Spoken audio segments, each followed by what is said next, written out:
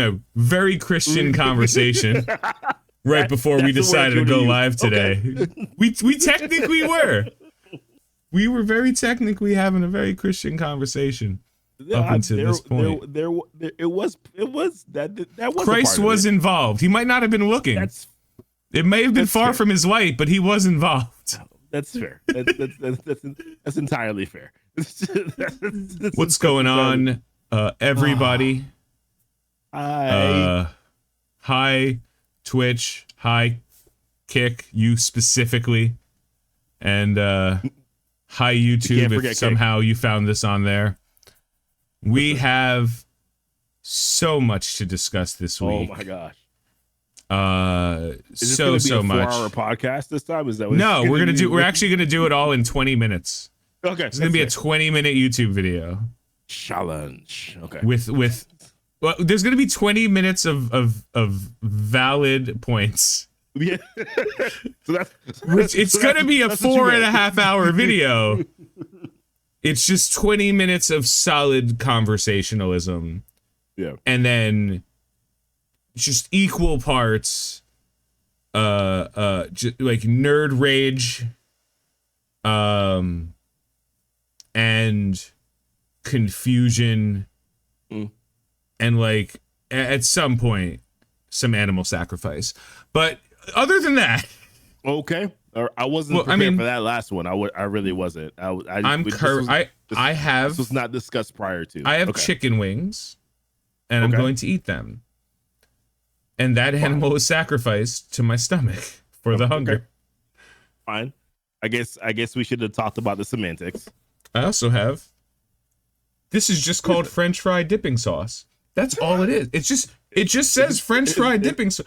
I didn't look at it. Is it a craft? This is store brand. No, okay. This is Stop and Shop brand French fry dipping sauce.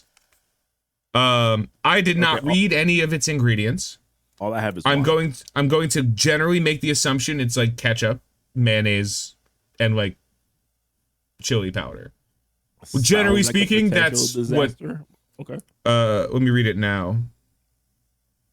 Yeah, it's basically ketchup, mayonnaise, garlic powder, onion powder. What's complete? What's not? Nothing is complete without garlic powder. You put garlic powder in everything. Every time I make my, it doesn't say ketchup. It just says all of the ingredients of ketchup. So I'm just ketchup. I realize that I use 3 servings of garlic powder on a day-by-day basis, and easily I'm gonna explain that to you now. And with breakfast every morning, I usually.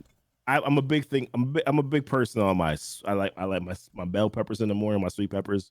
I like my mushrooms in the morning, and I like my onions. I like to mix them together. In the morning, and usually for breakfast, it's usually like I may have some ground turkey or I may have some sardines, or I may have some eggs, something. Or it's usually that's the protein item that goes with this vegetable ensemble. There's garlic powder. Garlic powder usually goes on all of those, except for the sardines. Maybe not the sardines. So it goes on the ground. It goes on the ground turkey. It goes on the eggs. If I'm having the eggs, sometimes it might be tuna. I might do some tuna in the morning. Then at dinner time, if I'm cooking chicken, if I'm cooking steak, if I'm cooking fish, doesn't matter what it is. Garlic powder is also a part of the ingredients that are involved in that ensemble as well. So I realized that at least twice a day, garlic powder is involved in every aspect, is at least involved in 2 meals per day. This is a quintessential item in my life. I didn't know that I had this deep connection with garlic powder. And I just found out today. After hearing your conversation, after you listen out your ingredients with your sauce, I realized that I don't think I can live without garlic powder. That is all. Interesting you brought up breakfast. Usually my breakfast consists of one of 2 things. I make an omelet. The omelet consists of 3 eggs and whatever I have. Okay.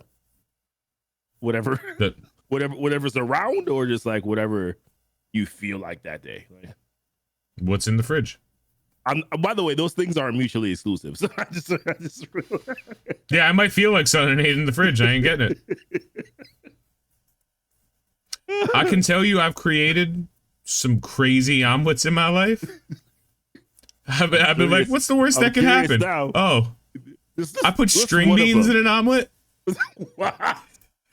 I put string beans in an omelet once because I had string beans like in a container from the night before. I was like, this can't be bad. Like, why? This can't be bad. It was not good. It was so not good. But it wasn't bad because like string beans are whatever, and like omelet is whatever. Like they did. It was a weird consistency. Yeah. Because like when I make an omelet, I make a standard French omelet where like it's kind of melted, gooey in the middle. Yeah. Like runny egg in the middle, and then the outside has kind of got a sheen to it. And I usually make like sour cream to make my omelet, like a dollop of sour cream to kind of mix it up. Okay. And I was like, it was just a weird textural thing because I took a bite and I was like, ooh, the egg, but oh, green bean. What were you doing there? Green bean. Yeah. The other option for my breakfast every morning is the dinner I didn't finish the night before. I'm not proud. I'm not a proud man. But there have been days where I was like, I'm gonna order a pizza, and I will eat. Like I'll order a pizza, you mean right? Like for dinner? And yeah, for dinner the night before. Yeah. So I'm like, okay, so I order a pizza, and I'll eat like 4, maybe 5 slices of pizza. Wow. And I'll be like, okay, I'm good. I'm done. Mm-hmm. And I'll just put the entire box of pizza in the fridge. Oh my gosh, man! Just not even like, and then I'll wake up the next day and be like, throw the oven on. Throw the 3 slices of pizza in. 8 a.m. Let's get some pizza in. Yeah. Like, let's get some pizza in. But yeah. I'm thinking garlic powder. I'm like, garlic powder, onions. I'm a big fan. I'm a big fan of cumin. What's type of onion? Like for cooking, green onions, shallots, anything like that. Okay. Because I'm a red onion type of guy. That's usually where I don't like to cook with red onions. I like to garnish with red onions, like salad. I'll do red onions. That's fair. I like to cook with them. I know. I just something about red onions. I'm just like I have to have them sauteed. If I have a burger, I'll put red onions on the burger. Red onions are like the onions you don't have to cook. Yeah, you don't actually have to cook either. But like red onions taste as good if you just like slice them as anything else. So like red onions I'll eat whenever. Oh Jay, you should eat all the time. You 100% should at least have breakfast. Like of all the meals, Jay, like you should have had at some point in time. We need to start putting up our chat on stream because people are gonna be like, what the hell is this? I'm working on it this week. And the other thing I wanted to mention, and I'll mention it earlier in the video, is during the week now, at least me, I'm not going to put this on Goofy. Goofy's got a lot on his plate. At least I'm going to go live during the week to do kind of live takes on like a midweek. Yeah, maybe but mostly I'm going to focus on like comic books. So like Wednesday's a big day for comic books. So I might just go live on a Wednesday and just be like, I'm going to read this comic. Who's in? So just to kind of mention it, well, you know, I didn't tell anybody what yours was, but mine'll just be tea time. Tea time with Tony. Save mine. Yeah, it'll be great when someone's like, "Wait, what's going on here?" At some point in time in the future, you'll have a stream for me, and most likely, I'm just giving you guys a heads up. It's most likely going to be me editing a video while I talk. But yeah, that's all we're doing. At the same time, we're just going to be here more often. Yeah, that's it. That's pretty much basically all it is. I'm a fat guy who's never hungry. That's funny. No, I mean, honestly, dude, I'm also very rarely hungry. I still like, worst case scenario, dude, I'll get like a Quest bar. And that'll be my breakfast. I'll eat a Quest bar for breakfast and lunch and then eat like surf and turf for dinner.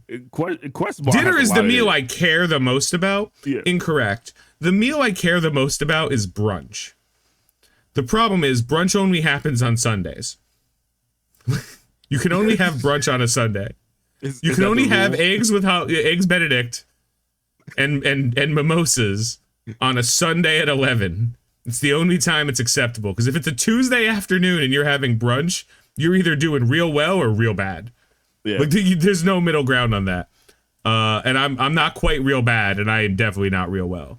So actually, the TLC's comment, by the way, that is incorrect. There are usually about 20 poor souls, that actually additional souls that click on these videos. Yeah, we tricked so many people into watching us. It's crazy. Yeah, sometimes the thumbnails are slightly too good, and then people have an expectation that this is actually going to be a good video. I'm even talking about on like Twitch and Kick. Like those VODs get views. Like it's crazy. I don't know why. We're really not that awesome. We really aren't. We're so fucking cool. Same time, we kind of are though. At the same time, yeah. Hide your kids. Yeah, you should. You know, at some point in time, we'll start actually taking this seriously. No. No, we won't. All right. that's Bro, I'm wearing a green polo shirt on my green screen background, and today I was like, no, dude, it was the best. I was like, yo, if my shirt disappears, we're rolling with it. Yo, I saw that. Yeah. I'm like, if my green screen doesn't want to work today, or if it wants to work too well and tone this shirt out, I'm gonna just be headless Tony. I'm like just floating head Tony. We're good. My goal is for one of us to be a floatless head at some point in time. I can do that. I can do that right now. No, you don't have to do it right now. Let's save it for. No, I have a neon green shirt. I have a shirt that's literally made out of the same material as my green screen that I have worn on stream before, where it's just like you see like slight neck cut and then just a floating hand, and it was a long sleeve shirt too, so you just see like a hand floating. It was great. Love it. That's good stuff. Yes, God. We are on Kick. Are you the one? I guess you're not the one viewer that's there. Damn it. No, the one viewer is the one who's constantly reminding us that we could buy viewers on Kick. There is. Oh God, let's see what's going on Kick right now too. While I'm here, hold on. Let's see. Yes. All right. Just monsters of humans still being monsters of humans. It's great. Yeah. Kick's a wonderful streaming site, guys. If you're not on Kick, good. Keep alive. Hey, I heard that Kick has nipples now. Is that true? I have to believe that Kick exists exclusively on people who've been banned from Twitch. Like that, I have to believe that. Yeah, I was also asking the question. I'm like, this Kick. I heard Kick has nipples. So they might as well. The reason why. Yeah, I mean, who's gonna stop them? Yeah, it's true. And someone was like, "Can you believe that? Like, Amazon." We lost Tony. Here he is. He's back. No, I will drop my cigarette. They're like, dude, Amazon's got to worry about Kick. First of all, no, they don't. Kick uses AWS. If Kick becomes more successful than Twitch, Amazon will be profitable from it. Like, you know what I mean? Like, yeah. Because they'll be getting paid more. Right now, Twitch is so unsuccessful. Like, they still haven't turned a profit. It's been like 10 years. I'm not surprised. I realize that my white balance is really high. I'm turning that down now. Mine is too. Hold up, let's fix that. So I'm like, I'm seeing things in my face. I'm like, oh my gosh, this is. I'm way more professional than this. No, this is way worse. How did I make it worse? Yeah, I don't think it's gonna fix it. Something's going on here. It looks like I'm getting Thanos snapped. That's what that's what it looks like. It's like I'm getting Thanos snapped. Yeah, whatever. I don't care anymore. I'm done caring. Let's move on. Let's talk about Deadpool and Wolverine finally. To be fair, we probably cared way too much the first time when we said it. That was my fault. Yeah, no. Our fault. Yeah, that's true. We do this together. And then if you haven't seen Deadpool and Wolverine yet, well, yeah, we'll do that together too. Yeah. You said we do that together too. And now I'm going to come back as Dr. fucking Doom. So much to talk about, right? I do want to start with Deadpool and Wolverine because I have thoughts.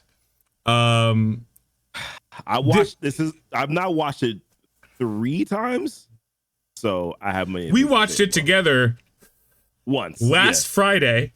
Yeah, like literally right after we went offline. Yeah. Goofy got a second win. Goofy was dying. He was like, yo, I'm sleepy. And I was like, all right, let's call the stream here. And then like Goofy got up. He went to the bathroom.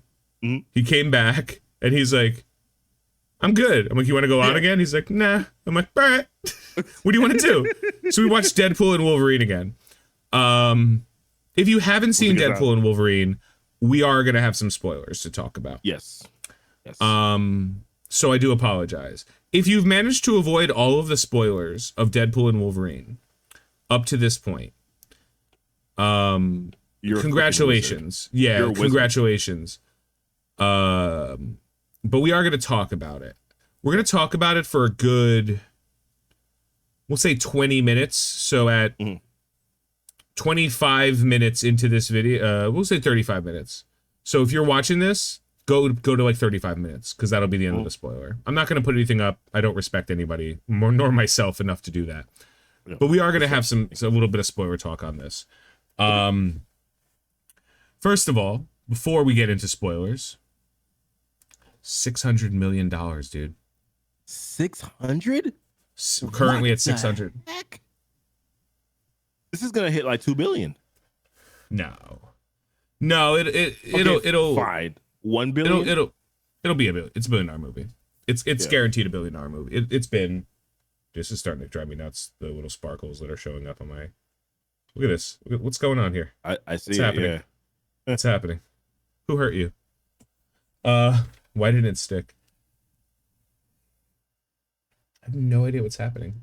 Look at this. Nothing's changed. I've literally changed nothing. It's just the world is angry at me. It's probably your shirt. The shirt that you're wearing. The shirt is just ruining everything. Yeah. Yeah, I think it's the shirt. I have no idea. That's got to be worse. Oh my god. Nope. Yep. Better and worse at the same time. Yeah, I was gonna say on one side it's actually fine. The other side. Here's what I'm gonna do. Just gonna body block it. Okay, so, and I know it's going up because of the smoke and shit, so like whatever. I don't care. Yeah. It's not real. We're not real people. We're just illusions. You're your delusional friends. Yeah. $444 million opening weekend. Insane. Highest rated R movie opening weekend of all time. I don't know if that's adjusted for inflation. I'm going to say it is, with no evidence. I'm just going to say something. Now it's the world's responsibility to correct me. 6th highest grossing opening weekend of all time. Domestic. Yep. Globally, best rated R. Domestic, best rated R. Yep.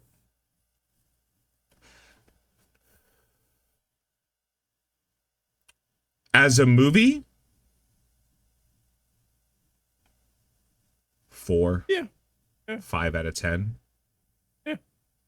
As a enjoyable experience, that's it. Chef's kiss. Well, I will watch it again. Yeah. What TLC said was probably the perfect explanation for what it is. Top 10 MCU movies. So it actually does make my top 10 MCU movies. The reson it makes my top 10 MCU movies is because I enjoyed so much of this movie that I don't care. Like it. I'm usually the first person to shit on things that are stupid, right? You know me. You guys have known me for a while.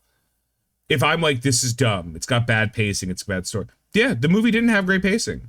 It didn't matter. And that's the thing that took it away, like, for me. Yeah. The pacing of the movie, I was like, okay, cool. Anyway, funny joke. The Deadpool being an absolute asshole and Wolverine playing it super straight was so good. Everyone in that movie was great. Every actor in that movie was great. Yep. Story was like, I could care. What was this plot? I've seen that movie like, I don't know, 4 times now.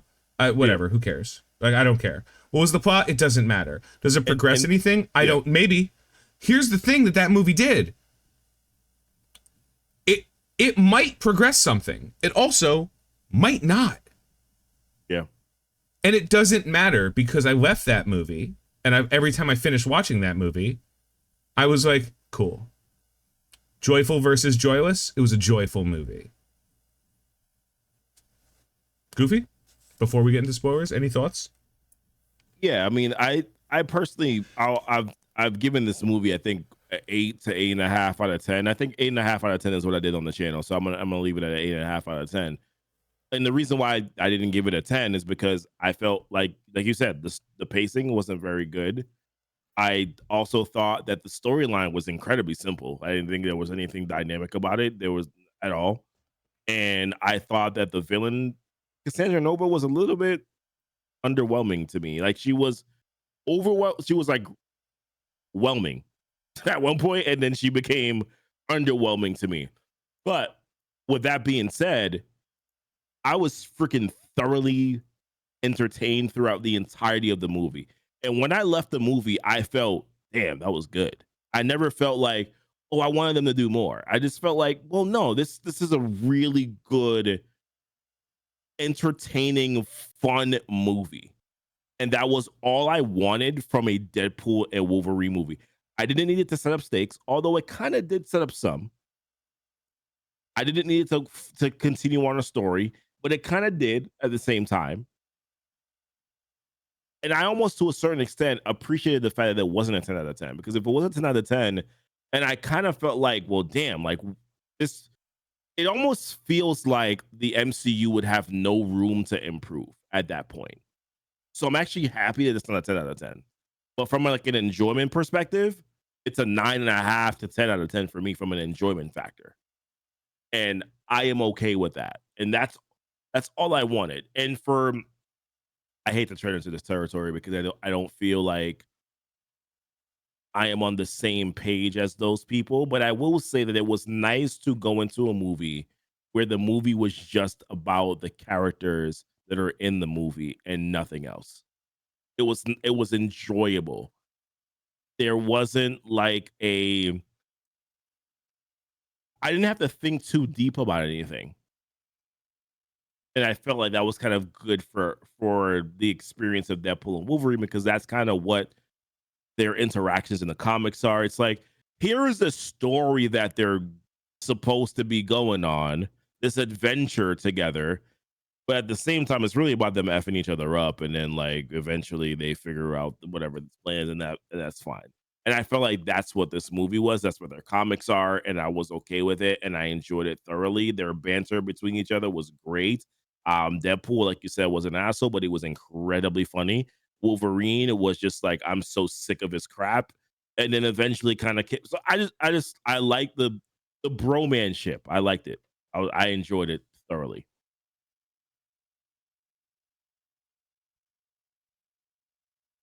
Spoiler time. So the movie, like the first scene in the movie was the second I was like, I'm in, let's go. Deadpool literally digging up the corpse of Logan and then using his decrepit dead body to murder people. Yeah, perfect. I was like, oh, cool. Click. The first time I saw that movie, that scene set the tone for the movie perfectly for me. I was like, oh, quick, don't gotta think. Best opening. I don't have you just said to me, hey, my friend, don't worry about it. Just have fun. Yeah. Just believe in yourself. Yep. Believe in yourself. We get an immediate Jon Favreau cameo. Mm-hmm. Haha, funny, don't care, irrelevant. Yeah. We actually in our watch we skipped it. I skipped it. I was like, I'm not watching this again. It went to 616, and I was like, oh, yeah. Okay, that's interesting. Yeah, I was like, do I want to? But I see afterwards, I'm like, how did he get here? With the times, I don't care. Yeah, like I didn't care. It was cool to see. That was one of my big plot hole questions. I was just like, how is he in 616 and then he's in this other universe? Yeah. Okay, whatever. Yeah, cool. He did. Then we get the one problem I did have with the movie, like, and we did talk about it while we were watching it. Like, we needed to see the breakup, yes, or it needed to it needed to happen right then, or be about to happen before. Yeah. So I didn't really like the opening the exposition at the opening scene right up until we meet Paradox. I was like, I could care less about anything that's happening. The happy scene, the birthday party, don't care. The birthday party, all of that was it didn't really pick up again until it was guys, look, we could say fuck now. That was all that was. Like, I'm gonna say fuck in front of kids. Like I was like, okay, cool, great, haha, funny, continue. So that was the issue. Once the TVA scene happened, and they're like, guys, we have to introduce some degree of a plot here.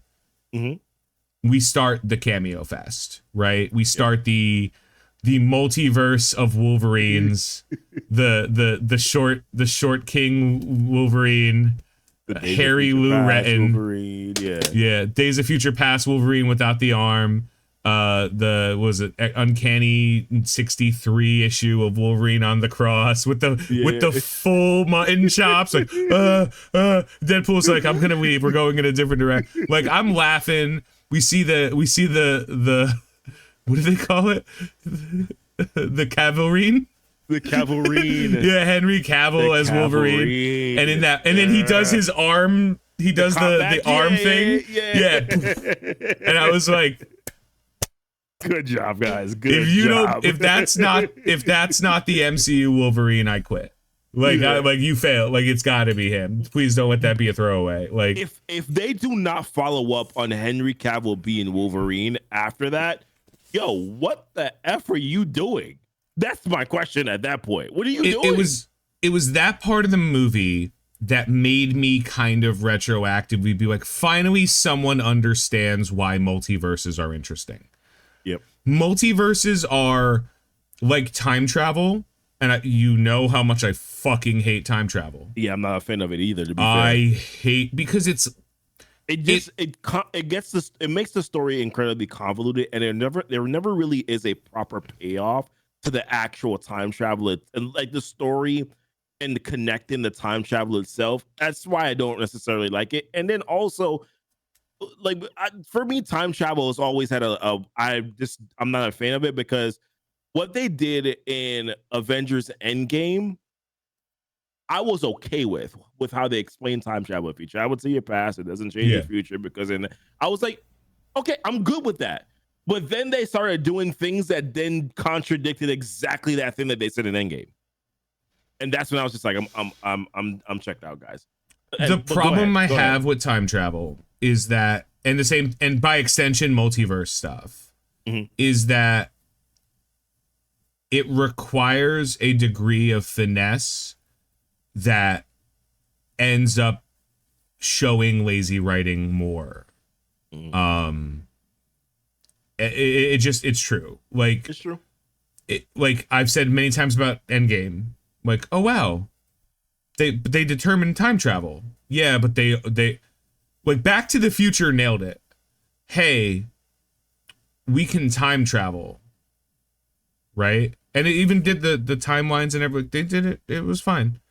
Yeah. Paradoxes, but they were like, hey, we went back to the past. We don't have plutonium available, so we need to generate energy like a bolt of lightning. And it just, like, they explained it enough in Back to the Future that I was like, you've seen Back to the Future, right? I've seen it. Yeah. No, okay, you don't, before I go nuts and I'm spoiling Back to the Future for you. Spoil it. That's fine. Yeah, spoil a 42-year-old movie. No, like, hey man, no. Like, I was like, fine. They gave me just enough that I didn't have to think about it, right? Yep. But then as they went into 2 and 3, I was like, this is dumb and you're all dumb. This is dumb and you're all dumb. Was this where we started to say that sequels just aren't it? Is that where we started to develop the idea of, like, you know what, sequels generally sucked. They were Hollywood's answer to, this made money, let's do it again. Yep. There are very few exceptions. Like Terminator 2 was actually a better movie than Terminator. Yeah, good point. Aliens was a better movie than Alien. Yeah. And a lot of times that it's kind of a sequel paradox, right? You see that new one that's coming out in the theaters, though, right? We're not talking about that. We're not talking about the Alien franchise. We're not talking about the Alien franchise. We can't. We can't talk about because it looks like utter dog crap. Is that the reason why we're not going to talk about this new movie that's coming out? Oh, because they gave us such a beautiful, like when I saw the trailers for Prometheus, Romulus looks okay. I was fantastic. Like, oh wow, they're gonna really go deep into the lore. I love this so much. And then I saw Prometheus and I was like, why did they do this to my baby? I fell asleep during that 3 times and I was like, I'm not finishing this movie. Remember, I'm not doing there's a meme about I don't know if it's Honest Trailers, one of the movie review channels has a meme now called the Prometheus School from Running Away from Things, which is like, instead of, oh, my fly, a fly is back. The baby one or the big one? Baby one. Yeah. Bastard. He wasn't here for like all week. In the Prometheus School of Running Away from Things is if something is falling like this, you must Street Fighter across. There is no left and right. You just have to outrun its trajectory. And I was like, ugh. Oh, man. And then what was the one after it? What was after Prometheus? Where they're like, so the messed up thing is, like, I love the lore of the aliens, of those alien movies. I hate those movies. Yes. But I love the lore dumps of those movies. I'm like, oh wow, that's so fucking fascinating, but you suck. And that's not fair. Taking away from what's his name? The Magneto actor, Michael Fassbender. He was great. But it just the story was kind of like, man, whatever.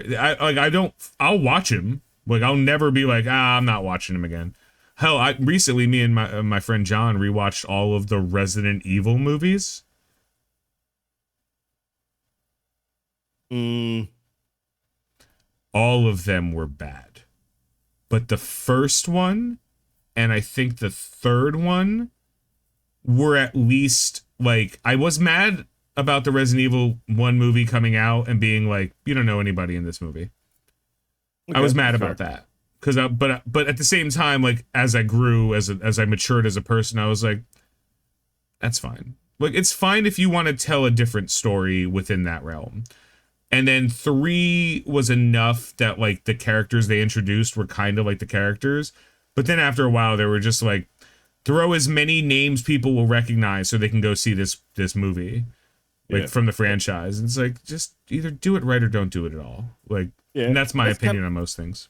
I think that's the reason why people kind of feel some type of way when you in terms of the casting and stuff like that. That's the reason why people feel some type of way about Reed Richards being casted as, or Pedro Pascal being casted as Reed Richards.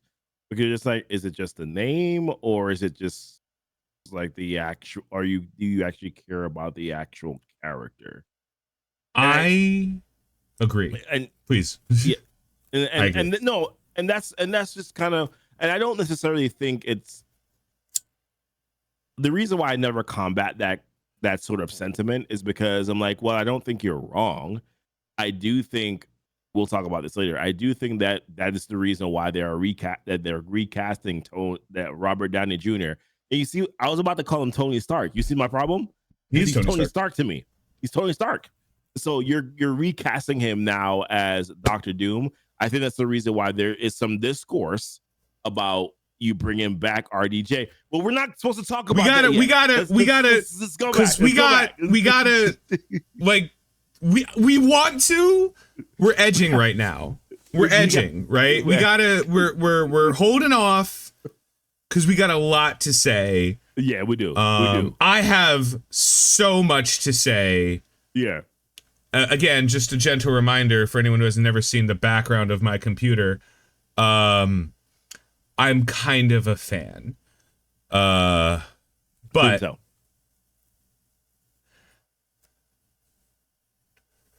okay, so the Wolverine cameos hit. We get the general idea.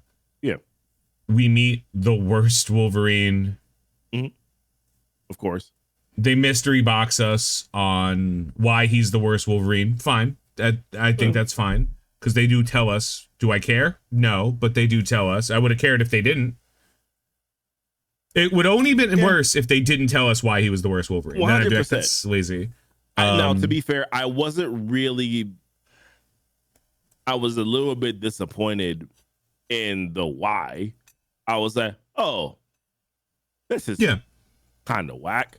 Like, I would have much preferred if it was what happened was what happened in the Old Man Logan comics, and I was tricked by Mysterio, and then I killed all of my friends.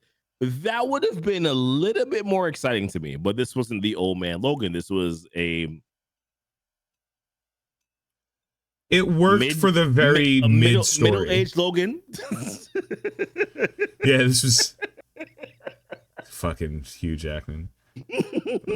Fucking till you're 90. Oh god. Yeah. Oh god. Yeah. Oh god. So funny.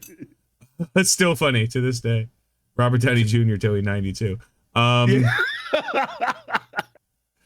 This little jabs. I gotta get it out. It's gonna burst, man. The pre-cum's gotta come out, man. Like, I can't just Jesus Christ. Righteous and ratchet still. Right, 100%. All right.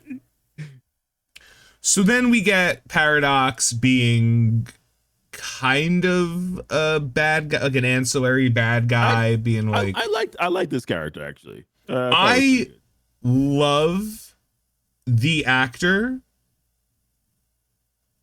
so much. Yeah. And he was so good in every scene he was in. Yeah. And I'm so mad that we're never going to see him again. Mm-hmm. I loved him in Succession, another show I've told you must watch. I've never watched it. It is a phenomenal show. He played, oh God, what was his last name? Was like Waddleberg or something. Wads. I don't remember. He had a real hick name because he was a real podunk guy who just kind of literally sycophanted his way up. Succession's a great show. I'm thinking the character's name, not the actor's name. The actor's name also I somehow forgot. I don't remember his name Matthew either. McFadden? Michael McFadden? Sounds familiar, maybe. I will let you know in like 2 minutes. That's fun.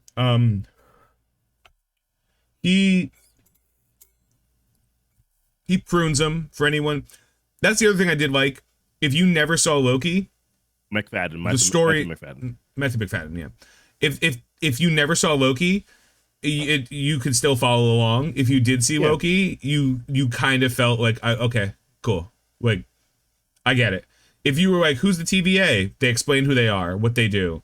They explained why they do it. They explained in a way that, like, if you have no idea why they're there, you get it. And if you do have an idea of why they're there, it doesn't ruin it. So it was like a good TVA tie-in. Yeah. They introduced anchor beams. Bro. Go off. No, you go ahead. You go ahead first, please. Oh no, this is a give and take, baby. Like, go off. The whole anchor beam thing seemed really corny to me. Because, and this is one of those things again where I'm just like, are they tying this back into Doctor Doom? Like, is that the reason why we're bringing back Tony Stark, but kind of not really? It's Victor Von, whatever. The whole idea of anchor beings to me is, I understand the aspect of it. It's kind of the same thing as, is it the same thing as a Nexus being? Is that what am I conflating the two, or is it? No, they are the same. They're the same thing. So okay. Well, because they're isn't for the sake of this conversation, they're the same. Okay. We'll leave it that way. So to me, the idea that you're bringing in a Fox character that is an anchor being for what is now like an MCU movie, it seemed a little bit off to me. Number one. Also, you already explained, not directly, but you did bring up Nexus in the 616 universe with Scarlet Witch, right? And then you never you never explained what that is. And then we're just going to introduce now this anchor being thing in Deadpool. And maybe I'm just being a little snobby, but I don't like that there wasn't a proper definition for that. And then you bring in anchor being in this particular movie. I like when things make sense and they have continuity. And to me, that kind of threw things off a little bit. And maybe I'm looking too deep into it, but I didn't like it. Personally, I didn't like it. Because I also think about it from the perspective of the fans who are watching this movie that are not like super comic book nerds and who maybe haven't watched WandaVision. And I just think certain things like that just bother me. You know, it's like, what is it? Anchor. I just like for things to be slightly explained to an audience who's not very familiar with things like that. That's all. Tag me in. I'm gonna give us our first clippable, right? The first part of this schlock that we do, that we can cut out and move to its own video. Okay. Because I've thought about this. I'm going to define what an anchor / nexus being is. Okay. Not just based on Marvel Comics, but based on the continuity of the MCU. Okay. Okay. This is for anybody to watch. I'm going to do it in 3 seconds. An anchor being or a nexus being is the person who generates the timeline. That's it. In the Marvel universe, MCU universe, the 616, and in the comic, but they're separate, the 616 universe is the main continuity of Marvel Comics. In DC terms, it's Earth Prime. It's the first and the first reality that was created. Okay. When a choice, a decision, or an event, a nexus event, occurs that drastically changes what, as time is a flat circle, should have happened. Loki getting the Tesseract, in that scene, Wanda becoming the Scarlet Witch. There is only one Scarlet Witch, and it is 616 Wanda. Not every Wanda is the Scarlet Witch. The Scarlet Witch, right? In the MCU, in the comics, yes and no. You know, it depends on who's writing. But a nexus being is the person, anchor being, nexus being, who generates the branch or the whole timeline. If a nexus being dies before or is no longer in the timeline, before either a new timeline is created by a different nexus being or is replaced by a different nexus being, a new person whose not leadership, but whose presence is going to push forward the timeline.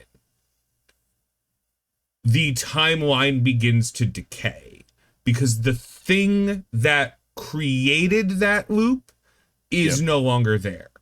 Okay. The Marvel 616, the MCU 616 universe's anchor being was, and will always be Tony Stark. Mm-hmm. Period. Hence why I said what I said a couple minutes ago. Yep. He was the through line of 100% of all of Marvel. To a lesser extent, Thanos was the nexus being of that reality. He was the bad guy whose actions led to every aspect of that.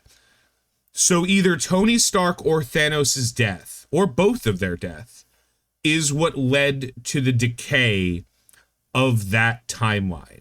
The current 616 universe's incursion is not caused by Doctor Strange. It might have been caused by Doctor Strange telling Tony Stark to sacrifice himself. It could have been sped up, right? Yeah, but Yep. it was Tony Stark's sacrifice / Thanos's removal from time. Keep in mind, there's now, because Thanos went through a time machine, in an alternate reality, there's now an alternate reality where Thanos never snapped. Like a branch timeline, if you want to look there's at now there's now a branch timeline. Again, multiverses. An anchor being, a nexus being, is the person. So when Logan died at the end of Logan, this was a very subtle but meaningful way of saying the Fox universe after Logan, and literally before Logan, was completely useless, destroyed. Yep. Dark Phoenix was terrible. Apocalypse wasn't great, but that was a little bit before Logan. You know, like, and the only thing that was even slightly successful from the Fox franchise in today's standards were the Deadpool movies. Yep. At the end of this movie, when they say your timeline is regenerating, they are not saying Wolverine replaced Wolverine. They're saying Deadpool is now the anchor. Deadpool specifically is now the lifeline of his reality, of his timeline. Because that's what he was. They killed Wolverine, and it's a really poetic way of telling that story. Yeah. And I do like that. Yeah. So that's what an anchor / nexus being is. And that's why in the Loki series, they would say, what was my nexus event? What was the event that you did that led you off of the timeline? And now with the new Loki, with the new, no sacred timeline, now it's the Yggdrasil tree and the god of stories Loki, nexus beings are no longer being pruned. And because they're no longer being pruned, there is a fucking infinite amount of nexus events that are applying throughout every historical point in time. And that is, those timelines that are branching are running into they're overlapping with each other. There are points that are interrupting with each other. The two things that are the most interesting to take outside of this is you have to have watched Loki to get it. The Void exists outside of time. Yep. Kang's He Who Remains a Citadel also exists outside of time. But they are not the same place. You're right. So the Void is it's kind of a gap between the timeline where it starts and where it ends, because the timelines are circular. Where Kang, He Who Remains a Citadel was outside of that, looking in. It was completely removed. Like completely removed from the concept of time, which is something that the average person can't possibly. I'm saying the average person, I can't possibly comprehend what it is to be removed from time. But that's why that's what nexus beings are. Age, etc. It's like yeah. That's what a nexus being is. It is the reason why. And when you establish that, I kind of wished that they were a little bit more clear, because that is how it makes sense to me why a character like Tony Stark, or specifically Robert Downey Jr.'s Tony Stark, should never be seen again. Yep. Because he was the Nexus being from the original, 1999 universe? Yep. That was him. Because it was the first movie was the Iron Man movie.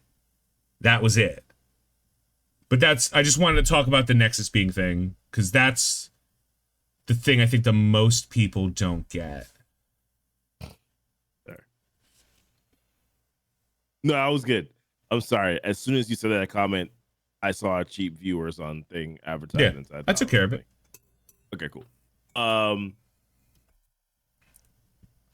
That was a good definition. We should definitely clip that and throw it up as a separate video on the channel. All right, so that was one of my biggest things was the whole anchor being thing. I wasn't, because once again, it's very difficult for a casual fan to be able to understand that concept. And that was why I wasn't like a huge fan of how they're sort of kind of doing nexus beings and then they're doing anchor beings. It sounds like it's something different when in reality they're all kind of one and the same. But all right, moving on from that, right? So they get stuck in the void, right? After being pruned. Now we understand that after you're pruned, that you go into this trash heap, essentially. And I gotta say this, man. Seeing Deadpool and Wolverine go at it in a 1v1. You watch it in the comics, and it's not the same, bro. It's not the same as seeing it in live action. I saw somebody have the post of like, this is a legitimate take someone had. This might be the coldest take in history. Yeah. Like this might be, they legitimately said, great, watching two immortal people fight. Awesome. I'm like, bro, what is awesome to you? What what do you think is awesome? If watching someone get stabbed in the head and continue fighting isn't awesome. Yeah. They went hard in the first fight scene. They went hard. They did. Then in the second fight scene, we'll get to that. But like we'll get to that one. Yeah, good fight scene, solid choreography, fun to watch, rewatched it many times. Love it. It's what people wanted. It was overly violent, rated R movie. Yeah. Fuck you, Joe Behar. If you have a problem with rated R movies being rated R, don't take your fucking kids to them. And by your kids, I mean your 55-year-old kids, you ancient bag. Joy Behar literally was on The View shit-talking Wolverine and Deadpool. Was he really? Yeah. No, don't ask me how I know that. I know that because I found someone talk about it. Yeah. No, Joy Behar? No, it's a woman. She's an 85-year-old woman. Like it's also on The View, which is not a real show. So, like, who cares? Yeah, whatever. Yeah. The View has roughly the same number of viewers we have. So. Maybe less. No, but here's the thing. So to talk about that, I actually was disappointed in the fight, if you want to call it that, between the Wolverine and Sabretooth. That was I wanted a little bit more than that, man. This man just sliced his head off in one swoop and that was it. The build up for it and then for it to end in that way, I was just like, I couldn't care less. Yeah, damn. I truly couldn't care less. I was like, oh, good, Tower Main, yay. Especially because of who they showed us right before that. Now, I will say this: you brought up a good point. It probably perhaps would have been better if the matchup was between the Sabretooth that we saw in the X-Men Origins movie. That one right there. You got to give me a solid 2 minutes on that one, bro. You got to give me a solid 2 minutes on that one. Taylor Maine, though, I was like, I get it. What's the other guy's name? He's always a villain in some movie. I forgot what his name is. X-Men. The guy that played Sabretooth in the X-Men Origins movie. I'm on TLC side. Disagree. That was Indy pulling out his gun and shooting the swords guy in Raiders. Yeah, no, 100%. I was very happy because I would have been real mad. Yeah. If there wasn't hype about it. Like if Deadpool wasn't hype manning it up, I wouldn't have found it as funny. But because he was like, this is so big, and it was just like one shot, one kill, I was like, perfect. Well, I would have liked if it was is it Liev Schreiber? I don't know how to pronounce his name. If it was that Sabretooth and they went on like an all-out battle, it'd be like, yo, this is fire. But then of course we didn't get that. So I guess because it's Taylor Mane, I guess it's fine.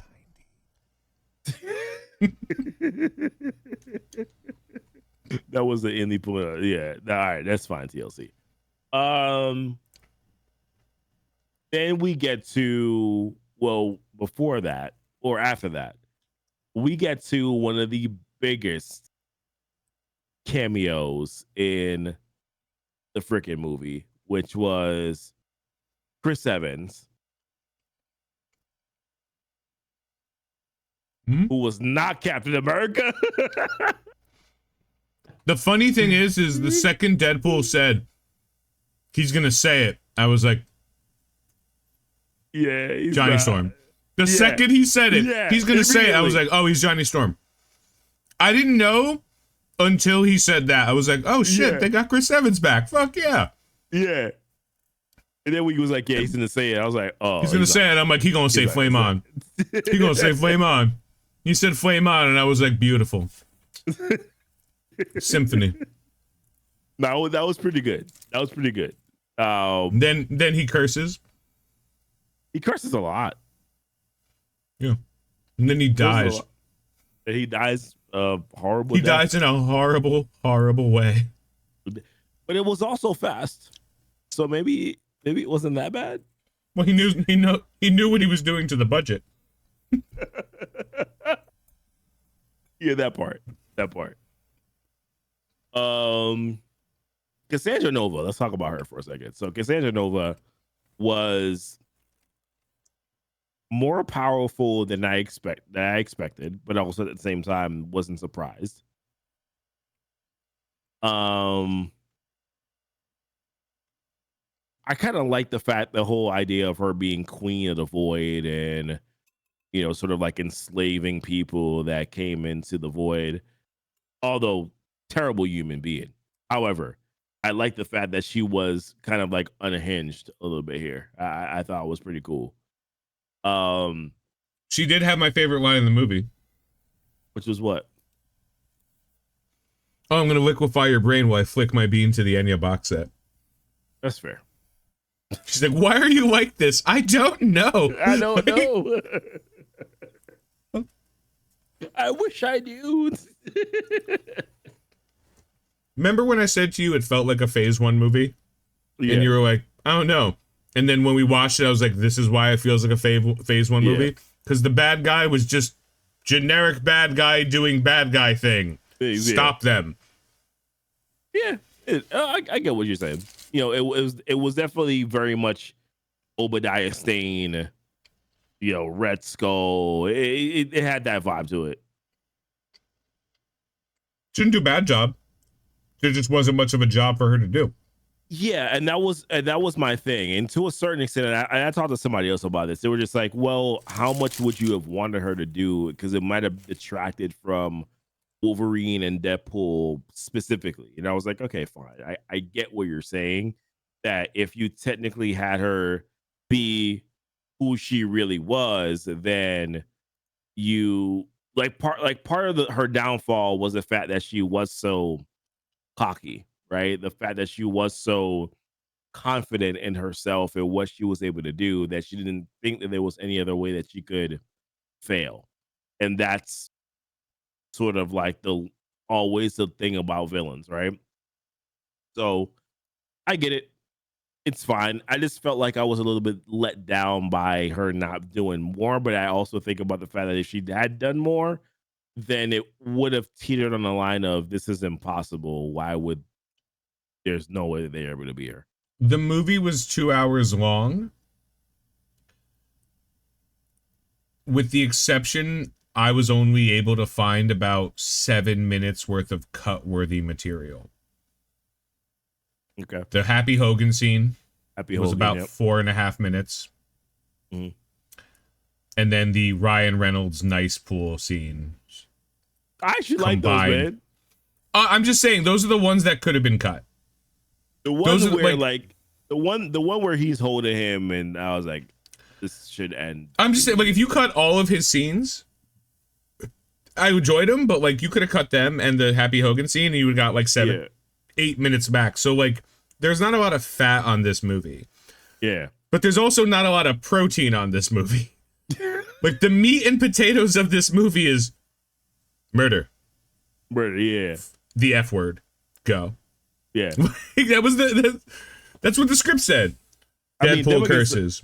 Them against the Deadpool core, which we'll get to later on. I mean, I thoroughly enjoy the crap out of that. So they escape the Void. They escape Cassandra Nova and Eliath, who was just there. Eliath, good to see you. Giant cloud puppy. Love you to death. Change nothing. All puppies are good girls and boys. Then we get to the Borderlands. And we get the last cameos of the movie. Yeah. And in order of appearance, we get Jennifer Garner, Elektra. Ooh, damn. Ooh. Jennifer Garner. Wow. 52 years old. You dumb She idiot. was 52 years old when she did that. Ben Affleck, you dumb idiot. But yeah, proceed. Go ahead. 52-year-old Jennifer Garner. Yeah. You know what I'm saying? Like, damn. Yeah. Yeah. Damn. Mm-hmm. Fun. Yep. Cool. Yep. Does it matter? No. Does anybody care? Only the people who know. But for what it's worth, that's the target audience of this. Like, the target audience of this movie... I don't know if it was necessarily a cameo fest because it didn't matter. It was just two people and we didn't even know who they were. You have to kind of know who they were. Yeah, you have to kind of like look at the end credits and then say, oh, okay, cool. Like different types of Deadpool, I guess. That's fair, but you know, sorry. We get fucking the best cameo of the movie, and I will fight anybody who disagrees with me. Wesley Snipes Blade. Yeah, I mean this dude. This dude. The slow motion walking too was what gave. And then when you saw him actually walk at regular speed, I was like, no, go back to the slow mo version. If you don't recognize, if you watch this movie and you didn't see Wesley Snipes as Blade and be like, oh shit, Wesley Snipes is back. Yeah. If you didn't see that, if that's not something that registered for you, you're a fucking fetus. Right? Like that's the only explanation. Like the Blade movies were late 90s, early 2000s. I think 1998 was the last one, right? Well, am I wrong about that, or was it the first one? I don't even want to think about Blade Trinity, but the last movie is 2004 was the last movie. Okay. The first one was 1998. The first one was 1998.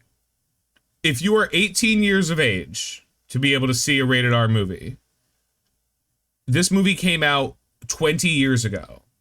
So you had to have been born 2 years after this movie, right? Mm-hmm. And even then, if you're going to see a Deadpool and Wolverine movie and you've never experienced the majesty that is not Blade Trinity, the movie sucked, but the Blade movies, the movies that truly did kick off the Marvel Cinematic Universe, because they were insanely awesome. This is my one response to what Jay said. Only ever gonna be one Blade. I'm doing the Deadpool. I am gonna ask.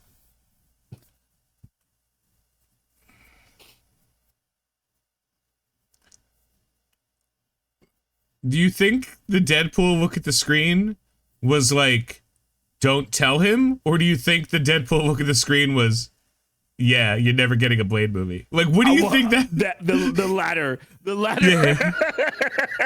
The latter. Yeah, that one. When Blade was like, there's only one Blade, only ever gonna be one Blade. Did you think when he looked at the screen, he was like, shh? Or he was like, yeah, I think it was that one. You know, like, Perchance. Because I was perchance. Like, yeah, Mahershala Ali is he ever really gonna play Blade? I don't know. By the way, great actor, and I think he would be a phenomenal Blade. However, that should be the title of this video. The title of this video should just be in quotes. They're a good actor. I just wish ... Like, we're gonna talk. That theme is gonna come up a lot in this chat. 100%. Yeah. 100%. Like, I have no doubt that Mahershala Ali wouldn't do a great job as Blade. I do now have a doubt really good. that Marvel fucking Studios is capable of making a Blade movie. Like, I heard that somebody was starting to write a script for it today. I'm like, wasn't there? I wrote a script for it. I wrote a script for it. I wrote a script for it last night. I was bored. You ready? You want me to tell you? I'll tell you right now what the script is. Go ahead. Tell me the script. Okay. You ready? Yeah, go ahead. Sun sets. I'm gonna give you the entire thing. It's gonna take like 30 seconds. Sun sets. Right? 2 women walking down an alley. A man steps out of the shadows. The women are scared. The man, with a slightly Eastern European accent, don't be afraid. And then immediately shows the fangs. Be terrified. Rushes towards the women, gets his head chopped off. By who? Women are like, what the fuck just happened? Mahershala Ali's there, standing there, saying, you ain't walking down no alleys in my hood. Walks off. Keep in mind, Blade is actually British, which is fucking phenomenal. So, but like, he's really British, which is why I love how Wesley Snipes is like, not in my watch. Like, okay, still trying so to that's the roll credit, like roll the opening, right? And then it is 97 minutes of Blade killing fucking vampires. And at the end of the movie, Blade fights another vampire who's the boss of the vampires and wins. That's the Blade movie. That's it. Wow. That's all you fucking need. If you want to be like, yo, let's do some plot. No, kill fucking vampires. Oh, what about some like life lessons? Kill fucking vampires. We kind of need some like these more technical heartfelt growth of a character. Cool. As he kills vampires, let him help someone else learn to kill fucking vampires. Yeah. This movie, how are you sitting there? The reason why is because I guarantee you, whoever got their grubby hands on Marvel scripts for the last 5 years is like, we're going to talk about we have to make movies for modern audiences. And I'm like, yo, modern audiences don't watch movies, my guy. Yeah. Like, young audiences don't have the attention span for a movie theater anymore. I got a point on that in a second. Go ahead. Middle-aged audiences, right? Mm-hmm. Us. We just want to see better versions of shit we saw. We want to see shit that we liked, but like better. It's just better. Not different, better. Just improve it. If you remade the original Sam Raimi Spider-Man right now, just remade it. Slightly better, like, you know, tweak things here and there, but like overall same fucking story. Like, but like changed the actors, we would go fucking see it. We'd be like, that movie was all right. But if we had like a slightly more streamlined story and a slightly more like better CGI budget, that movie would be tits. Yeah. Yeah. And again, I'm not saying like that's it. It's why I'm like, the only good Star Wars movie that's come out in the last like 15 years has been the well, Rogue One was really good. But the first of the sequel trilogy, the Force Awakens, I was like, that movie's great. And the main number one criticism was like, just the first movie told over again. I'm like, yeah, that's why it was great. Because it was the first movie told differently from a different perspective with more compelling characters, and the follow-up movies ruined those characters and made everything boring. See, and that's the thing. I need to get into these movies, man, because I really want to know what you guys enjoyed and then what you did not like about the following movies that proceeded. Yeah, proceeded. You know, the first original ones. When I was a kid, WB, Channel 11, for me, you couldn't go a month without their Saturday or Sunday movie being one of the original 3 Star Wars movies. Okay. Sometimes they would be like, we're going to do all 3 on Sunday. Sometimes they'd be like, here's New Hope, here's Star Wars. Like, okay. Those were edited for TV. So like those movies were 90 minutes, hour and a half movies. Yeah. But like they took 2.5 hours to play because of all the commercial breaks and stuff, and we watched them. Those are the movies that like an entire generation of people grew up on. Like multiple generations of people, not just one, because like the sequels didn't come out till 20 years after. Okay. So like you have the people who saw those movies in theaters, you have the people who grew up and saw those movies on TV, and then you have the people like towards the tail end who grew up, saw the Star Wars prequels and then saw the original story, and they're like,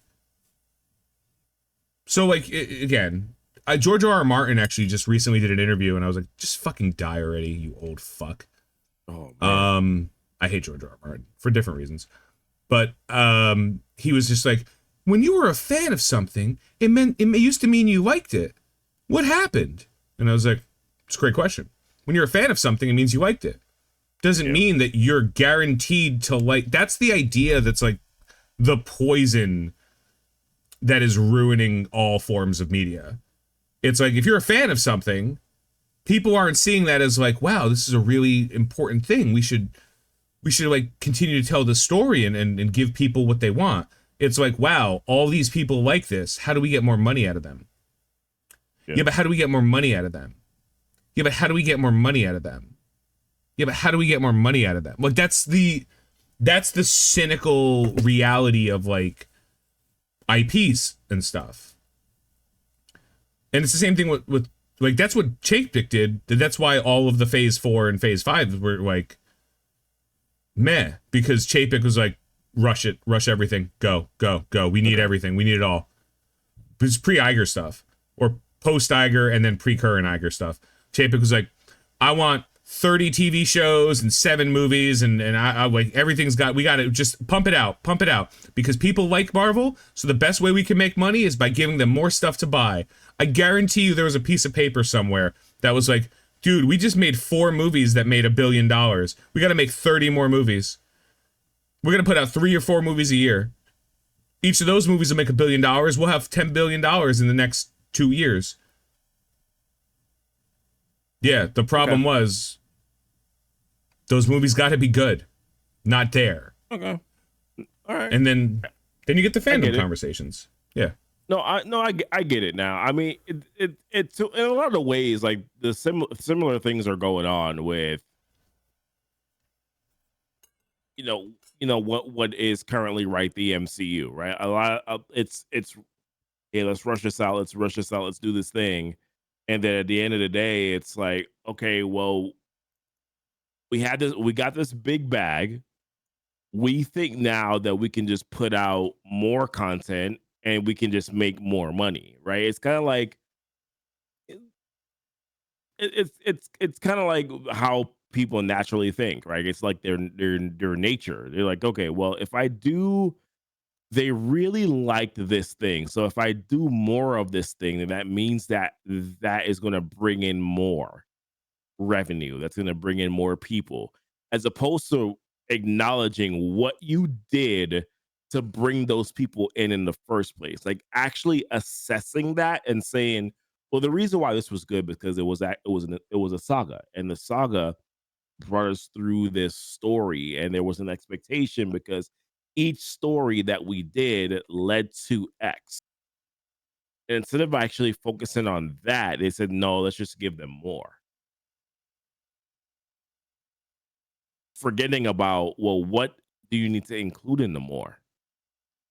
And then here we are today as a people saying, well, what we like is we like when the characters are authentic to themselves. We like when the stories are just fun. We like when there is an we like when the story is just the story itself. And then at the very end of it, the post-credit scene leads up to something else. The whole movie didn't lead up to something else. It was just a post-credits. You realize that, right? It was just in all the movies, for the most part, except for the Avengers movies, the individual movies themselves were just themselves, and they were just the characters. They were just going through their stories. And at the very end post-credit scene, it was like, oh, here's this big connectivity to the Infinity Saga. No, that's not true. The movies laid groundwork. Every phase 1 movie laid groundwork. It laid groundwork for their story in general, like the trajectory of their character. Yeah. But really what connected it to the overarching story was the post-credit scene. Yeah, well, yeah, at the time, yeah, but by the time if you see the Avengers movie without having seen the previous 4 movies, you could still watch the movie and enjoy it, but those previous 4 movies explained how 5 movies, sorry, because Iron Man 2 was before. Those previous 5 movies explained how they got here. Like in Iron Man, the post-credit scene notwithstanding, but in Iron Man, we saw Tony Stark build the arc reactor technology, right? And the Iron Man suit, and who he was. And then in Incredible Hulk, Stark Industries in the story provided the army with the dampening weapons to control the Hulk. So that was a connection between those two characters. Like Stark Industries was providing weaponry to the U.S. Army so that with the sonic blasters that allowed them to kind of slow the Hulk down. The Hulk was a standalone. The Hulk did its own thing. So like that one down there. But Thor introduced, continued the lore of S.H.I.E.L.D. because S.H.I.E.L.D. was introduced in the first Iron Man. Introduced us to Hawkeye. Gave Coulson something to do, and we met Loki, who was relevant. In Captain America, we learned about the Tesseract and the Weapons Project. And in Iron Man 2, we learned that there were other people capable of doing what Tony Stark was doing. So he was not the only person. And those are the people that, like, S.H.I.E.L.D. stole the intel from in order for the Avengers to happen. And the Avengers was a culmination of 3 stories. It was the Loki talking to Thanos to invade Earth because he wanted to piss off Thor. It was S.H.I.E.L.D. after stealing, like, all of Justin Hammer's research. After taking all of Justin Hammer's research that was, made from Whiplash, Mickey Rourke's character, and all of the stuff that they obtained after gaining the information from Thor, and all of the stuff that they had from Captain America World War II. So, like, there was threads in all of the stories that at the time, when you heard them, you're like, cool. And then by the time you got to the Avengers movie, all together. And then Iron Man 3 was meh. It served its purpose, just not in any way that fucking matters. And then Ant-Man, the original Ant-Man movie, kind of served its purpose, but like that was a long play because it took forever for us to get to, oh shit, time travel. Like that's, that was a long setup for that. Same thing with Phase 2, though, going into Age of Ultron. It was like Civil War, Winter Soldier, all these things. They all stood on their own, but there was bits and pieces of every story that like in the original Avengers movie or in Age of Ultron, they called out Wakanda before the Black Panther movie came out. Hey, where do you get this vibranium from? This country called Wakanda. Boom, Black Panther movie. In the Winter Soldier, they called out Doctor Strange. Boom. Like, the movies showed that we have an idea. And that's what this entire industry of people talking about them like grew from. It's like, oh wow, is this a clue? Is this a hint? Are we gonna review, like, there's channels that exist now because of that ability to look at it. So like the end credit scenes told us the background story of what's happening, but the movies set up every part. And since Phase 4 and Phase 5, none of those movies set up anything. Even the post-credit scenes didn't set up anything. The only thing that set up Kang in any conceivable way was the Loki TV show. And then by the time we see him in Quantumania,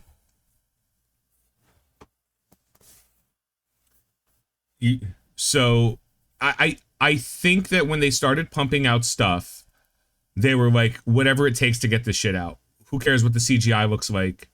Who cares what the stories look like? We made so much money off them in the past. We'll keep making money. Like, well, you made so much money on the past because you did things.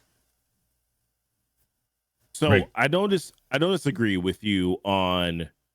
All right, fine. There were some things that they did that set stories up moving forward, but I think that to a certain extent, what they did was that they had these stories themselves were individual stories that were there, and then what they did was that they said, okay, all right, we set this up in here, so then we might as well continue the story on, and by dropping small little hints as we move forward. However, what I'm saying is that the movies themselves told individual stories. Yes. I agree with that completely, yeah. And those could stand alone by themselves. These current movies that they're doing right now, they're not really standing alone. They kind of feel like nothing burgers.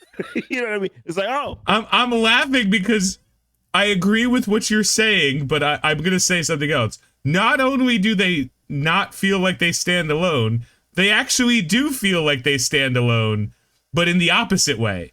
So like they don't stand up as individual stories, but also they are so sequestered from the rest of the story that it's almost like if you've never seen a Phase 4 movie.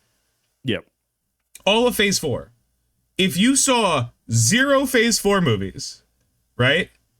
Yep. There's you're nothing fine. that you're fine. You're good. If you didn't see Guardians 3 right now, who cares? Yep. Like, oh, okay, that's Phase 5, but like it doesn't, like, who cares?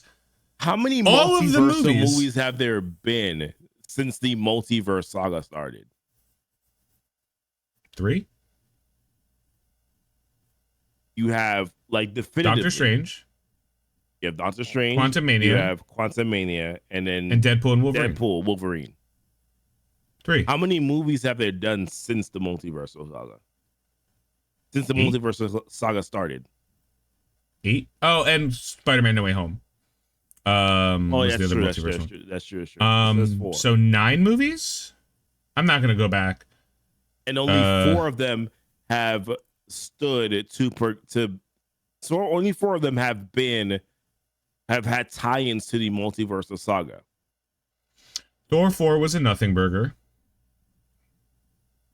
Guardians of the Galaxy 3 was a good movie. It was good movie, good. But it was nothing burger. But it was nothing.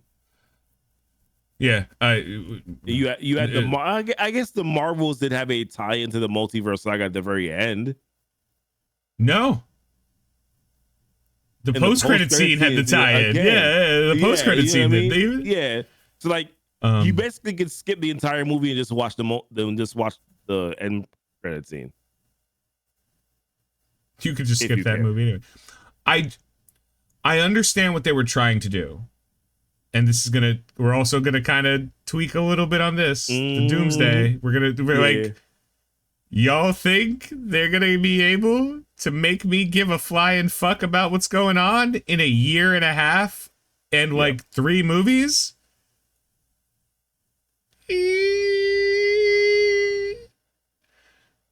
It seems There's like a large.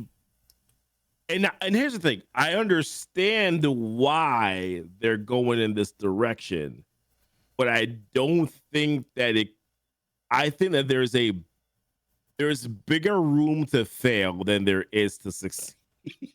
Sorry, I'm laughing because I'm just like, oh, this shit off Blade, man. Like, yeah. The last thing we talked about was Blade, and we got here, and I'm like, no, we right. We right. Listen, some of us is still trying to ice skate up. I can't. I'm too intoxicated. Some motherfuckers still trying to ice skate uphill. I got you, man. Appreciate it. Oh my god. Yeah. No, I'm not trying to cut you off, please. No, I'm just laughing because it's like, remember when we were like, yo, Blade, an hour and 40 minutes ago before we started shitting on She-Hulk again for no particular reason. Oh god, the MCU is such a fucking, you know what's so actually funny? Shang-Chi actually kind of has a multiversal element to it, because if you kind of tie in, you can try to make case that them going to Ta Lo was kind of multiversal, because it's kind of it's technically multiplanar, but not in a way that I like Shang-Chi, man. My only criticism of Shang-Chi was like more fight scenes, less dragons. Yeah, well, that part. like more fight. Because the 2.5 fight scenes we got in that movie were awesome. They were great. I was like, oh wow, great job. And then they're like, his father, great. Here, give Awkwafina a bow and arrow. I was like, please don't. Man, when she threw that arrow into freaking the throat of the dragon, I was like, oh, it's not the most corniest thing I've ever seen. All right, okay, that's fine. Oh god, Awkwafina, why are we forced to deal with you? I already have to see her all over Disney when I watch the kids movies. I need to see this crap too. Damn it, Awkwafina's in the kids movies. Yeah, she's in like, oh my gosh, what is it? There's something and the dragon. I don't even know. There's a few different movies that she's in where I'm like, oh, Disney mad racist, yo. Like, I recognize her voice, right, with the dragons. Like, seriously, I'm just saying, like, Disney's pretty racist, man. Like, but like not racist in like a systematic hatred of people, more like that, like that casual racism of like, oh, all Asians are smart. Like, you know, like that racism, it's still racism, but it's not like, like, remember like how there was an entire period of time where like racist people dog whistled by referring to black people as articulate. Wow. And it was like, that's a really shitty thing. Yeah. Like, cause like their defense would always be like, what, articulate's a compliment? Be like, yeah, but it's a very specific fucking compliment. Yeah. The implication, exactly. Like the implication is very like, if you called me articulate, I'd be like, yeah, whatever. Like it's a weird compliment. It's one of those like dog whistle, like, we're not racist because it's technically not bigoted, and I'm like, you're technically wrong. Like, I worked in corporate America, and I was told that I'm not like the others. So what the hell was I supposed to say about that one? Literally, that was the verbatim statement. Hey, you're not like the others. I'm sorry, what? Whomst do you speak on? I remember when I was doing a contract a few years back, and I remember somebody in my job, this is why we're anecdoting, right? Yeah. Somebody at my job was just making a general comment about like their plans for the weekend. And at the time I was not, I don't want to say dating, but I was seeing a guy. And I mentioned I said, like, oh, I don't think Joey's gonna come, and like Joey's not gonna be down for that, and the woman was like, oh, is Joey your girlfriend? I just kind of looked at her and was like, boyfriend.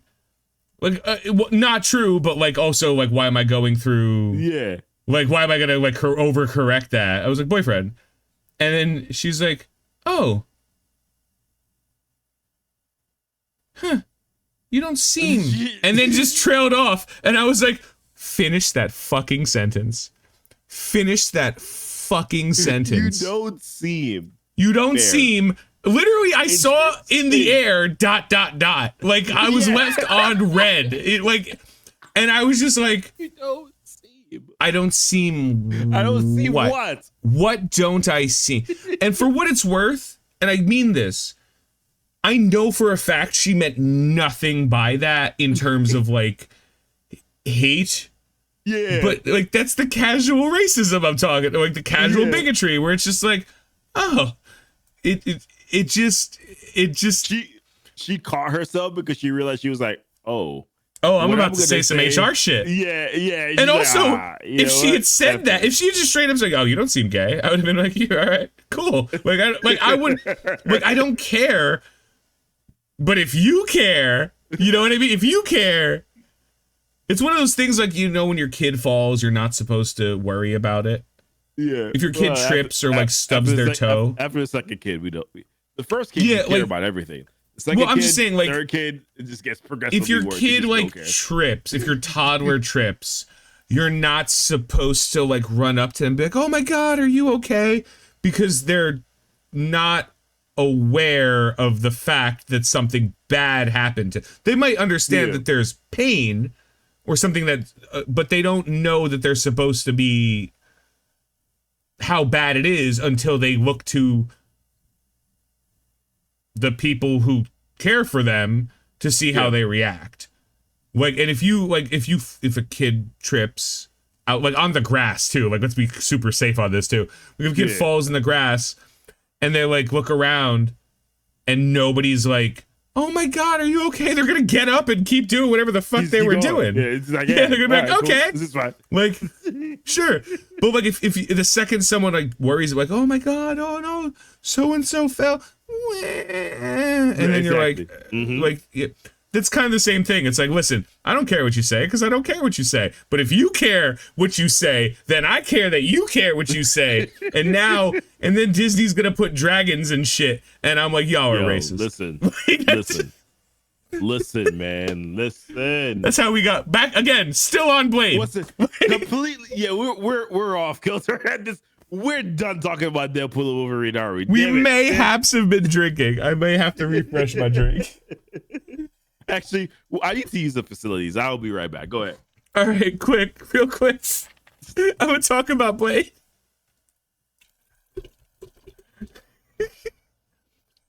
All right. So that Wesley Snipes cameo was the absolute best, man. Like that Wesley Snipes cameo, for me, that made the movie. That was the thing, and that's one of those things where I'm like, for me, and again, I understand that that's not everybody because not everybody has that reaction, but for me, that was the cameo I'm happy they kept secret the longest. That was the most important cameo in the movie. To see Wesley Snipes as Blade working with Ryan Reynolds again for all of that drama, right? That, like, not everybody knows that. Not everybody knows that Blade and the scene of Blade Trinity not only hated the director and refused to talk to him through Post-it notes, he hated Ryan Reynolds because the director was this was like Ryan Reynolds' like first movie or one of his first movies. And the director was really trying to like push Ryan Reynolds because he got like a studio note saying like, this is Ryan Reynolds, he's going to be an upcoming star. And they were like trying to take away stuff from Wesley Snipes. And Wesley Snipes was like, you're fucking annoying, dude. Shut up. So they didn't like each other. So the fact that like Ryan Reynolds hit up Wesley Snipes and was like, dude, do you want $1 million? I will get just straight like $1 million for one afternoon. I don't think he hates Ryan. I think he hated Ryan. You know what I mean? Like, and even then, I don't think he hated Ryan. I think he was just like, go fuck yourself. Like, you're not. Like, time has passed. This was, as we said, this was 20 years ago.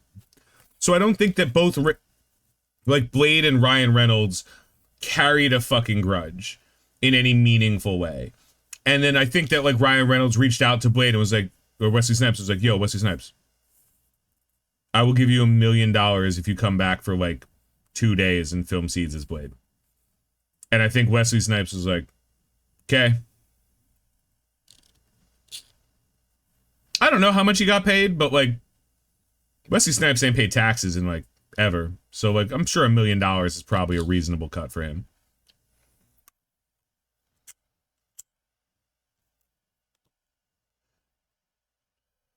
I agree that Jennifer Garner Elektra didn't have that much impact, but I believe that it had enough impact as much as the next person who we're going to talk about when Goofy gets back. Because it wasn't for everyone, right? It was like, some things are for everyone and some things are like Easter eggs, right?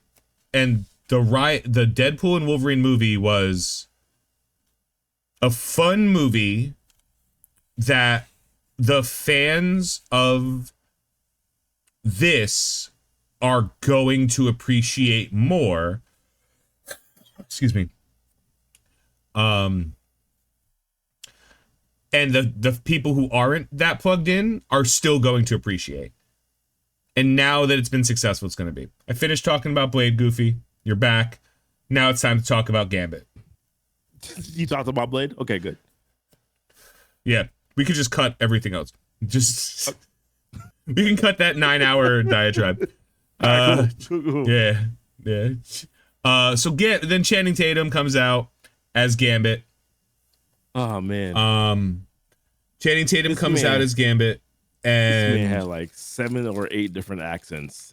And they just played it, and obviously that was played for laughs, not for anything mean, because like he would have just said, do it better, you know, like don't do that accent. You know, the memes were great. He did a good job with the character. He did a much better job than Taylor Kirsch did. Or maybe it's not really who did what. It was just the character was used better. Maybe that's a more accurate one. But it was fun to see him again. What you missed, what I was saying was like there was a lot of stuff for fans. Yeah, but it's not fan service. Fan service is when something exists exclusively for the fans. Most commonly referred to as big old titties, like in anime and stuff. Like if you see like big old titties in anime, you're like, oh, this is fan service. Yes, because it doesn't exist in any meaningful way other than it's actually more insulting in anime when they try to explain why, like in Kill la Kill. I don't think you've seen Kill la Kill. But in Kill la Kill, their power, it's actually a really fun story. Kill la Kill is the story of like women. It's a woman coming of age story. Well, and women, like the entire story of Kill la Kill is a metaphor for puberty. Okay. And as they become murderers, they become more naked. Like they go from like fully clothed to like more scantily clad. And that's kind of the metaphor of the story. And then the big villains are like super scantily clad, always in red for some reason, as if there was something to do with like female puberty and the color red. I don't know. I don't know anything about it, but I'm sure someone does somewhere. But like that's the same thing. And then in another one called Fire Force, which is a hilarious anime, there's a character who's like super unlucky and she's always naked. Like she always, like something always happens and she's like stripped or something. Okay. I don't like they're good stories, but like that almost feels shittier to me when you're like, they're naked, but here's the reason. I'm like, you're doing way too much work, dude. Just be like, the reason is titties, go. I'd be like, you're right. Let's. Okay. I'm a big fan. So I think all of the fans, I don't think it was fan service with the casting. I think they were like, this is something the fans want. Now let's make it work in the story. And they did. And it wasn't, but again, the story wasn't solid. Like, it wasn't amazing. So it wasn't like, wow, they really spent time. But it was enough that it didn't feel like they just threw him in there. Like, it wasn't like Multiverse of Madness. Where they're like, let's put Charles in a wheelchair to show up, say 2 words, and die. Let's put Reed. Let's get the fan cast of Reed so he can deliver dialogue, and then when faced with the option of killing Wanda or telling Wanda all of your teammates' weaknesses.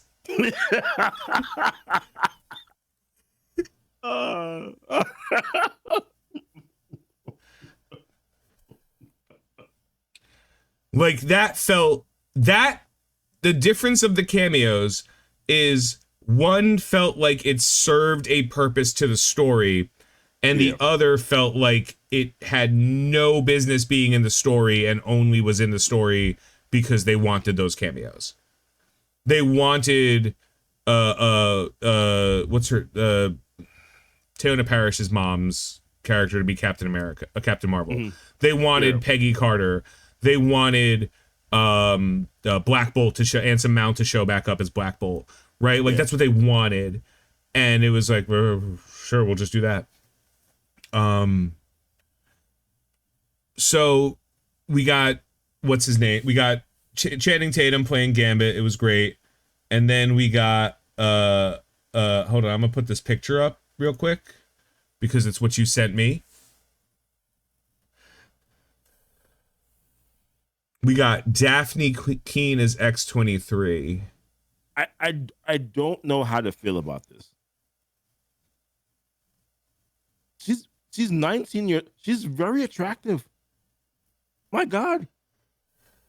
I don't know how to feel about this. Because technically she could be my daughter. In terms of age. And it bothers me.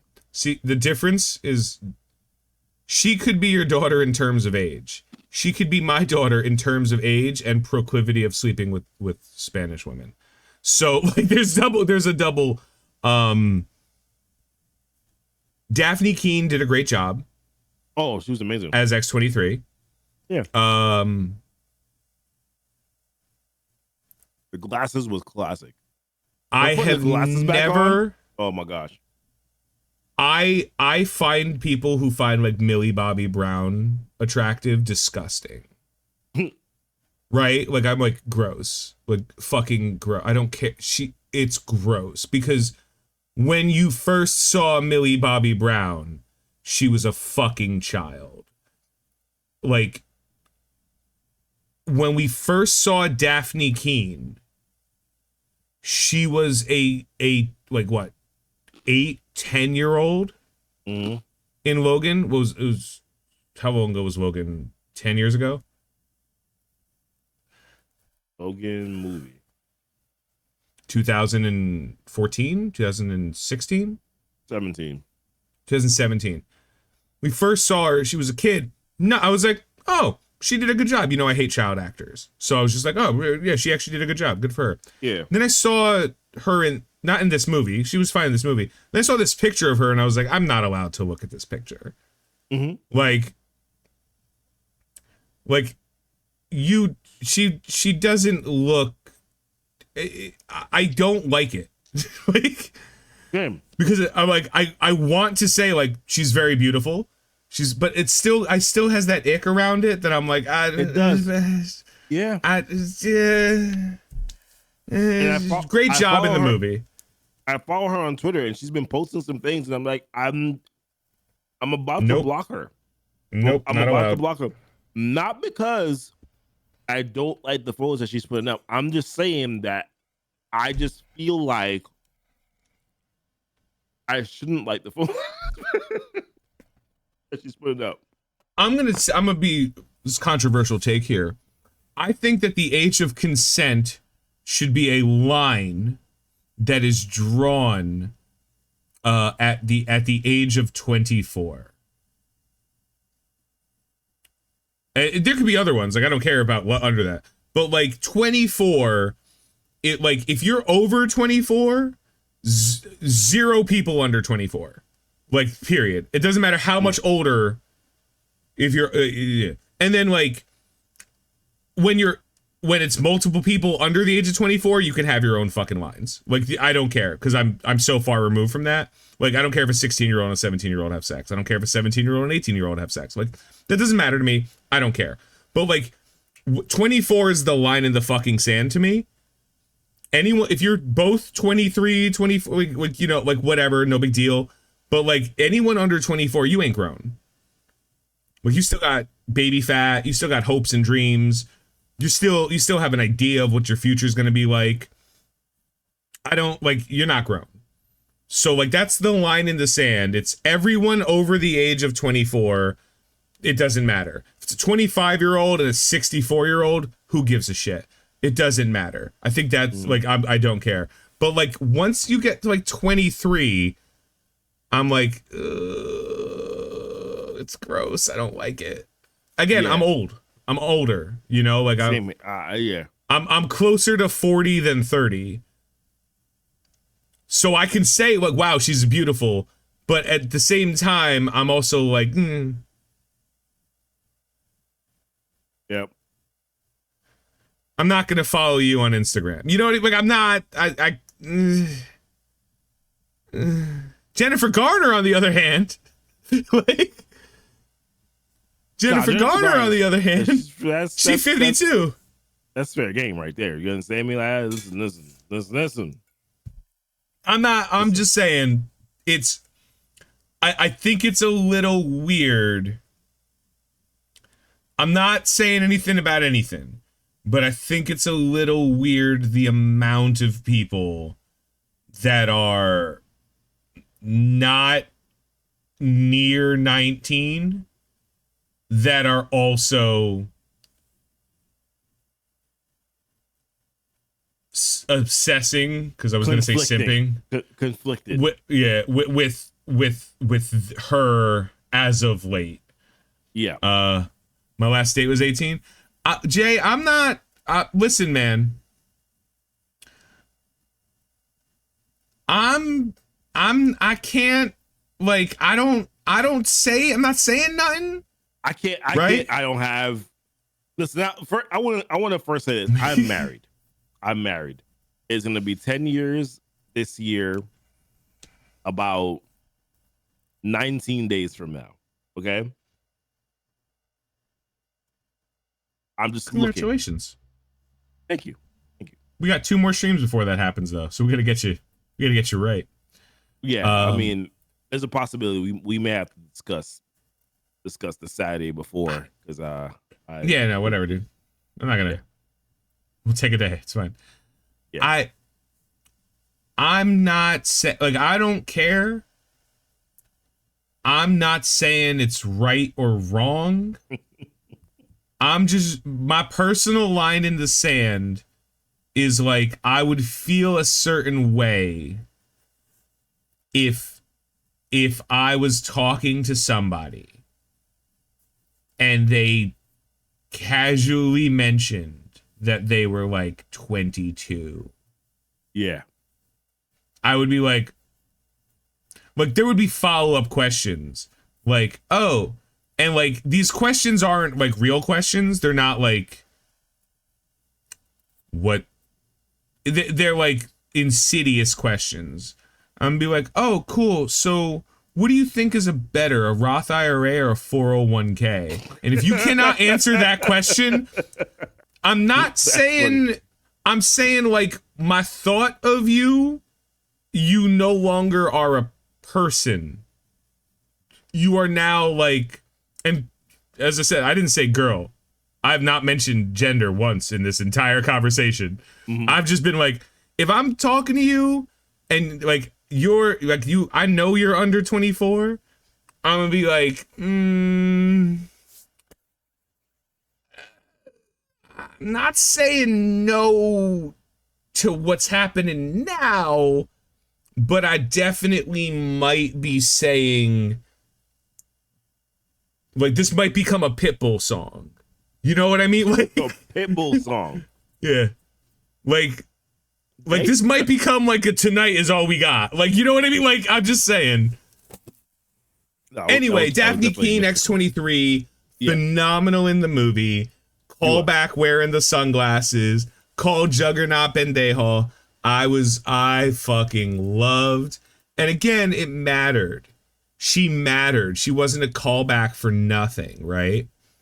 Yeah. Let me take this picture off now. That was the end of the cameos, right? Then we get that was it. Then we get a like generic. Yeah. Well, that's what I'm saying. Then we get a generic fight scene, which is good. It's awesome. Gambit murders people. Blade kills people. Like it's great. It's not as good as anything we've seen before, but it's good. And then we get Cassandra Nova being hilarious. The fact that sling rings work to the void, which I promise you we're gonna see again. Bro, we're gonna see it again. That was not there for nothing. They chose sling ring. They could have chose a lot of things. They chose sling ring for a purpose, and that purpose had to be like, Doctor Strange is gonna end up in the void at some point. You know, like we're gonna deal with this in some way. Then we get the Deadpool core fight with Blake Lively as Lady Deadpool and Matthew McConaughey as Cowboy Deadpool. Was that who it was? Matthew McConaughey? Yep. Wow. Okay. Yeah. Matthew McConaughey. Would you know if you didn't see the credits? Nope. I did not. How would you know? Lively. Yeah. Yeah, you would never know. How would you know? They didn't show their faces. But yeah, and then it was just a gratuitous one-take hallway fight scene that was beautiful in every way. And then the story had to end. So they were like, let's finish this. And then Hugh Jackman took off his shirt.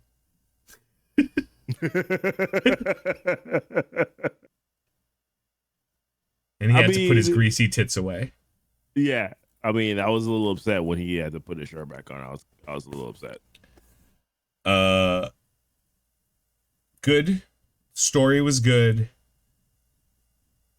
What do you think? Like, does it matter?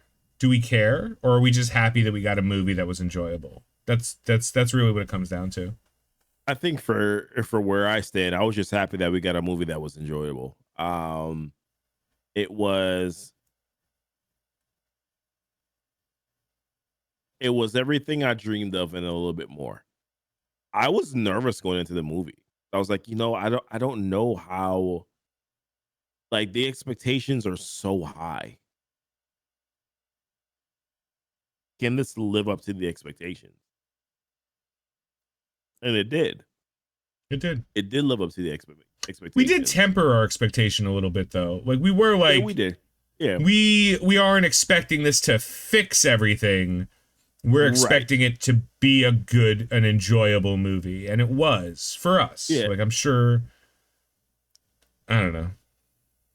That's all I wanted. I wanted something that was at least like respectable. Like I in terms of like a storyline. But I ultimately wanted what we got, which was nonstop action, a lot of cussing, and killing. There was no nudity in this movie. There wasn't. There were no butts either. Like, not even like a dude butt. There was just no butt. Surprisingly, they were like, no nudity. I didn't realize that until just this minute. Also, Jay's comment. He's Jay's 41 and Wolverine's 55, and he's never had abs like that. Well, if you want abs like that, all you have to do is hire a multi-million-dollar trainer, right? Yeah. That the studio will pay for. So for you to, it's insane. Like, dude,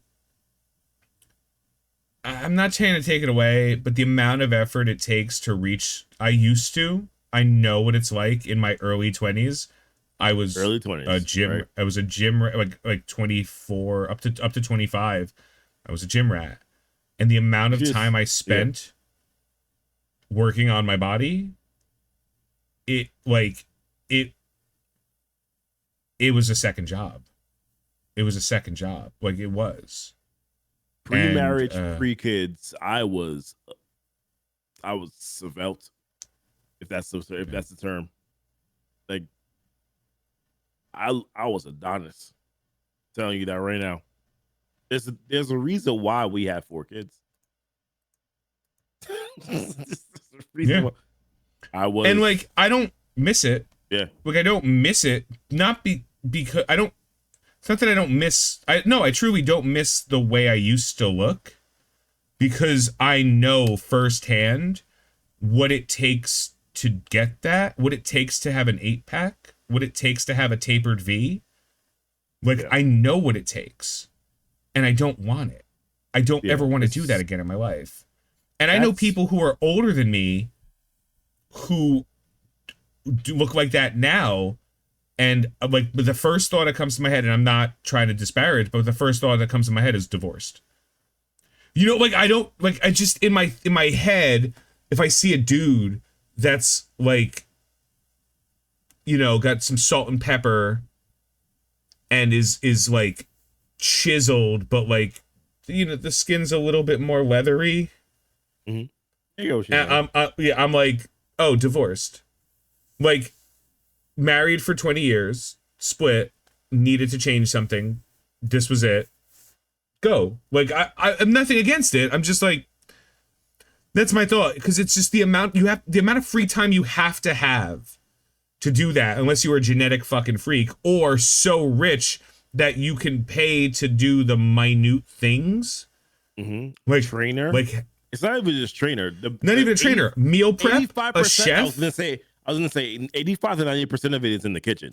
So like, that's really where you're gonna spend the most of your money, is on the food and like what you eat. Yeah. I just hate when people, like when I'm at the gym, like even now, like I'll go to the gym and it's just never cardio. We will never do cardio. Cardio is the worst thing in the world. People in general tell you that cardio doesn't really burn fat anyways, it just recycles fat. So you're kind of not necessarily a waste of time. It's just more that if you're looking to drop weight, that you're actually better off lifting, doing body weight exercises. If you're looking to convert fat to muscle, you're better off doing body weight and working out in some way. Anaerobic versus aerobic exercises. Anaerobic exercises. I don't really want to get into that. Yeah, no, dude, it's hard as fuck. I'll tell you, what works for me. I'll tell you what works for me does not work for other people. Because I'll tell people, like, many of you guys know me from pre-COVID and post-COVID. Like, and it's like you've seen Fat Tony, you've seen me dressed as Kingpin, you've seen me like gaunt, and then like right now I'm probably a little bit. Like I'm a little bit closer to Fat Tony than I am to anything else, but it's nowhere near as Fat Tony was. And like, I would tell you like, oh, how do I do it? I just keto for 6 months. Like, and I tell people like, yeah, it works for me. And why does it work for me? It's because I went to a dietitian, went to a nutritionist, made sure that I had everything I needed to not die in pill form, omega-3s. Fish oil tablets, and the multivitamins and stuff, and zinc. I would, those 3 pills every day, and then my diet consisted of like steak and vegetables, chicken and vegetables, no carbs, zero carbs. Sometimes on some days I would treat myself and I would have like cashews, which have carbs. But I did that for like 6 to 8 months, and it's like, where'd all the weight go? It's gone. Did it come back? Yeah. After 3 years, it came back. I'm willing to trade 6 months of my life for 3 years of not having, 9 months of my life for 3 years of eating whatever I want before I have to do it again. Again, that works for me. I don't tell people to do that because different people, I've been in relationships with people where I'm like, try keto, and they're like, oh, I can't. They get like really bad keto flu the first 2 weeks, and they're like, oh, I have no energy and everything. I'm like, really? That's crazy. I have so much energy. Different bodies, different people, different things work different ways. Yeah, whatever works. I'm more of a paleo diet type of guy. I can do paleo all day because it allows me to have lean meats, but I can survive off, fruits, vegetables, nuts, seeds. I can do those. Like I don't have an issue with that. I don't have to eat rice. I don't have to eat bread. I can survive off a paleo diet. One of the things that I have to be very careful about what type of meats I eat because not all meats are lean. So that's the only thing I have to be concerned And then about. if you eat too much turkey, your jaw locks up to remind you to stop eating fucking turkey. Yeah. So yeah, I feel you. Yeah. And same thing. It's like turkey, chicken, tuna, fish, pork. That's it. Yep. Turkey, chicken, tuna, fish, pork. You rotate through those, you'll be fine. Now we're talking about diet stuff. No, it is rough. Like people, because I'm Italian, I'm half Italian. So like when people say like, what's the hardest part of keto? Is it bread or like no carbs? Like, is it bread or pasta? I'm like, surprisingly, no, it's rice. It's the rice because rice. Okay. Yeah. Like real talk. Like I'd get a giant bag of jasmine rice. And like whenever I was hungry, yeah, jasmine rice or basmati if I was going to do something special with it, and it's specifically risotto, which is wonderful. But I would just go in and I would get my rice cooker and I would get a cup, not like a measuring cup, just a cup, and be like, "This is how much rice I want." Boom, rice. I love rice. Rice is my favorite fucking food. It's crazy to say that because like everyone's like, rice is bland. I'm like, no, shitty rice is bland. I make good rice. Yeah, I don't. The only type of rice I eat is usually like grains or something like longer. I prefer quinoa. Like I love quinoa. Every now and again, like now and again, like 6 months, 8 months, not quinoa. I'll do quinoa, but then I'll also do bulgur. Like every bulgur wheat, yeah. 6 to 8 months, I'm like, I'll try bulgur, and I'll eat it, and I'm like, here's the thing, I only like bulgur the way that my mother-in-law makes it. The way that she makes it enjoyable. But that's also because she's a savant in the kitchen. She can make anything taste good. Literally. So it's garlic powder. Secret. No, I'm like go back to the beginning of the stream if you have no idea what that means. I saw Wolverine's abs in that movie, and I was like, there was a minute where I was like, oh, I could get real fucking close. And then I remembered, and this is the most important. We're in the movie theaters? No, fuck that. Fuck that completely. There's a place called Wawa's by me in this particular part of the country. Mm-hmm. I don't know if you have them up by you. I don't think they've made it up there. It's usually Jersey, Pennsylvania, Delaware has Wawa's. Maybe some in New York now. Wawa has something called the mashed potato quesadilla. I want you to think. I want you to think real quick about a quesadilla, and then I want you to think about what if a quesadilla had mashed potatoes in it, and then recognize that there is no amount of physical body dysmorphia I could ever have that would make a quesadilla, a steak and cheese quesadilla with mashed potatoes, not be the best thing I've ever eaten in my fucking life. So like, it's like, I think Kate Moss. Okay. I think Kate Moss once said like, nothing tastes as good as skinny feels. Like, bitch never had this. Like, bitch never had this. Like, there's no fucking way. Because like remember Jessica Simpson? Yeah. Jessica Simpson, slender and fucking, teen icon, and then just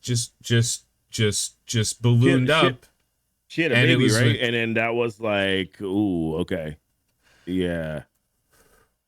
And I was still like, cute. Still kind of I'm not saying, no, I'm not saying it's bad. I'm just saying like she gained weight. And it was like, and she has the money and she could easily not be that weight if she wanted to not be that weight. She has money for plastic surgery. She has money for liposuction, gastric bypass. She has money for all that shit. She's still rich. Yeah. And she was just like, nah, I'm good. You know why? Because looking good, looking in a certain way is a body dysmorphic thing, which I know because I've had it in my life, which is why I worked out really fucking hard for a long time. Like it's I'm not, by the way, I'm the opposite of body positivity either. No, like I went to the doctor, they said I was hypertensive. I was like, cool, I'm gonna lose some weight. I lost some weight, I'm not hypertensive. Is that true of everybody? I don't fucking know, but it's true of me. So when I'm fat, I'm not healthy. When I'm less fat, I'm more healthy. I want to be healthy. There's the other side of unhealthy, which is like you are lower, you have too little body fat. Your body is, I think there's a Parks and Rec episode where one of the characters is, you ever watch Parks and Rec? No. One of the characters is like, my body is like a finely tuned machine, and I can't, if I'm near a germ, I'll get sick. And I'm like, that sounds way worse. Like, to me, that sounds way worse if like you are like so minutely controlling like the intake in your body that like if you eat too many carbs in one day, you'll get sick from it. Like, that's got to be a worse experience in life. But yeah, either way, the point I'm trying to make is Wolverine was fucking ripped. In case you weren't aware, this is the original point that we had, and we're now back to that. We're gone. We're off it. We're fucking off it. Yeah. And we're done with Deadpool and Wolverine. If you haven't seen it yet, you should have. Yeah. Remember when I said it was only 25 minutes before spoilers were going to end? Now everyone knows we lie. That was a lie. We are liars. That was 100% a lie. All right. So let's talk about the other thing now. Yep. Why not? At the 2-hour mark. Let's talk about all of it. Let's talk about here. I'll bring it up because it's here now. Let's talk about Kang Dynasty is now Doomsday. Yep. Which, when I heard that news, I was simultaneously super excited and terrified that 2026 is too soon, considering the only movies we're getting between now and then are Brave New World, Thunderbolts, Fantastic Four, theoretically Blade, Armor Wars, and theoretically Shang-Chi 2, which fuck, whatever. Yeah. These are the movies that they've discussed. So there's a lot of work that has to be done in setting up Doom. Okay. And they could have been dropping hints the entire time, even if it was Kang, no matter what. They could have been dropping it. They didn't even drop hints for fucking Kang. Right? In the movies anyway. No. So I was a little concerned about that. And then the reveal, which is Goofy, go. I'm gonna pee. You go. Yeah. So Robert Downey Jr. is back as in the MCU, and this time he is going to be playing Dr. Doom. And my first initial response, and some of you guys already saw this on Keeping It Comic, subscribe to Keeping It Comic if you haven't done so already. But my original thoughts were, why bring back Robert Downey Jr.? He's already had this iconic sort of experience or iconic story as Tony Stark, Iron Man, who is basically seared in our minds as just being that Tony Stark and Iron Man. And he had a great write off to his story, right? The ultimate sacrifice, the character that was incredibly selfish before and then made the sacrifice play that was discussed in Avengers, the first Avengers movie. He made the sacrifice play to save the entire universe, the entire world. But now he is being brought back to the MCU, this time as Doctor Doom. A couple of thoughts went through my mind. Number one, the first thought was, like I said, why bring him back? Right? Why kind of sort of like mess with and teeter that story? That was my first initial thought. The second thought for me was, wow, we're rushing Doom into the MCU now. Like, why is it that we're not? Why couldn't we just recast Kang and continue that story? Hint to Doom for future MCU stories instead of just going in a completely different direction to bring in Doctor Doom. And I thought about it for probably about 2 hours. And then I realized, I was like, oh, this was a plan that was made right when they knew that this case for Jonathan Majors was not winnable, that he was going to be out. They made a decision way before Loki season 2 ended. They had already made a decision back then. And that the best way that they could try to bring fans back in, the audience back into the MCU, because remember, we are the Marvel snobs, right? Like the ones who are like comic book nerds and all that. Like we are the minority in this group of people that watch the MCU. So to reach the other fans, the best way that they thought that they could do this was by bringing in Robert Downey Jr. because that would connect with an audience that would be excited about knowing. It's almost like this. There's a safety and a security that audience would feel and say, well, Robert Downey Jr. is back.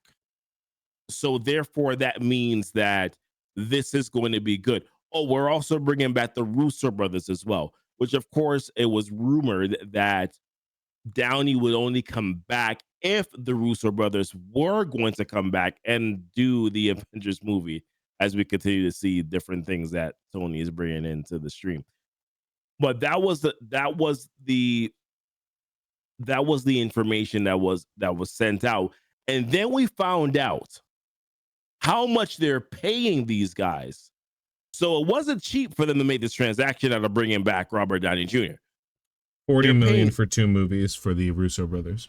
For the Russo brothers, they're paying 80 million in total. Like you said, 40 million per. And they're also getting incentives if the movie hits, what, 750 million in the box office, $1 million in the box office. And then Tony Stark is supposed to be getting considerably more, including the fact that he's supposed to be cameoing or in a post-credit scene in the Fantastic Four movie, that he's supposed to be getting $40 million for just being in that movie. So the MCU, Marvel, they are making this decision primarily and not primarily and solely, but first and foremost, because they need to try to bring back the audience that they lost previously because of decisions that they've made over the past recent movies. And this is a way to try to gain back. That's what it is. This is a way to try to gain back the audience. It's not about necessarily Doom. It's not necessarily about bringing in Doom in an appropriate way. It's not necessarily about all that. It's all about trying to gain back an audience that they lost. And that's my TED Talk. Thank you for coming to it.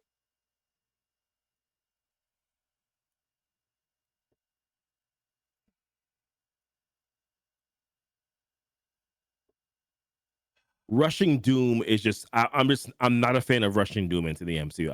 I'm just not. You could have brought back RDJ, whatever, but rushing Doom in and then bringing back RDJ, that's my problem.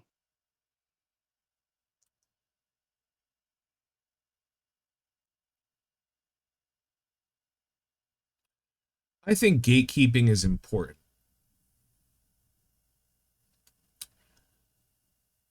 I think there are things that should not be gatekept.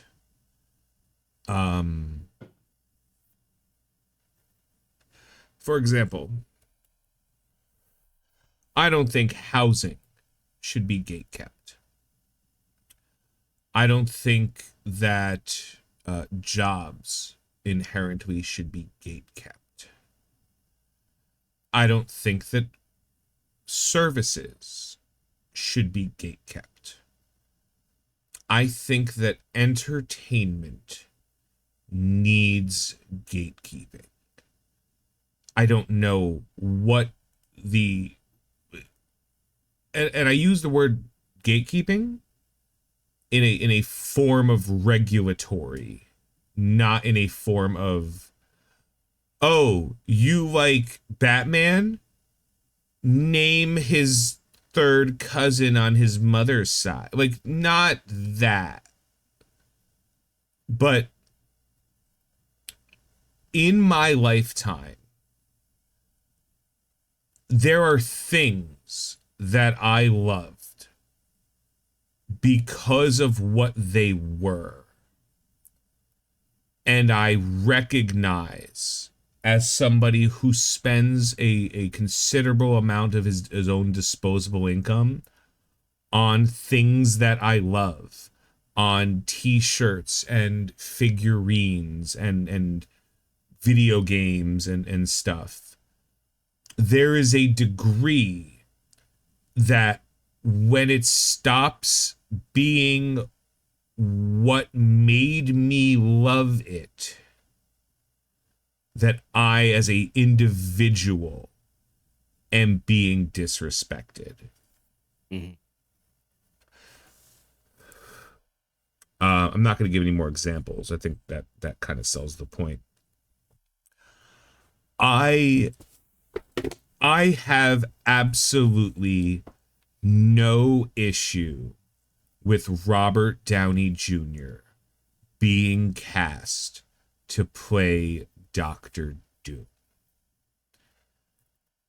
If the reason Robert Downey Jr. was cast is because they have a story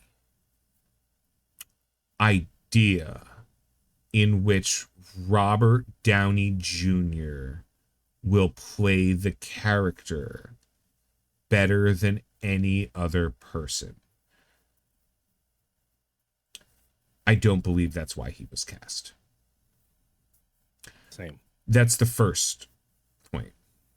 The second point, and this is onto the point of why I said I think gatekeeping is important in anything, but a degree of regulation on who is allowed an equal voice in certain topics. An equal voice. That not everybody's opinion is equal. And a neurosurgeon's opinion on brain surgery is more valid than a mechanic's, even though they both work with tools and their hands. Like the amount of people over the last week, I was fine. It took me a while. I was mad. I was upset. You know that. I was like, this feels shitty. This feels like I'm now being told they're gonna write a story where Tony Stark becomes Doctor Doom, right? Mm.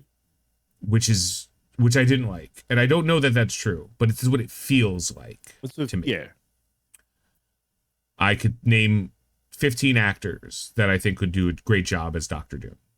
Top of that list is Cillian Murphy, but that's just the top, right?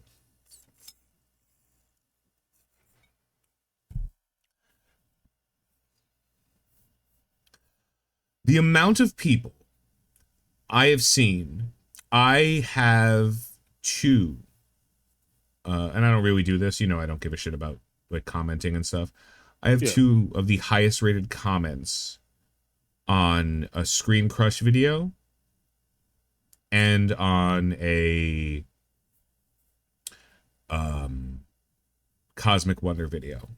They're completely separate comments. And it's because I very rarely feel the need to make a comment on something I see because I just don't give a shit.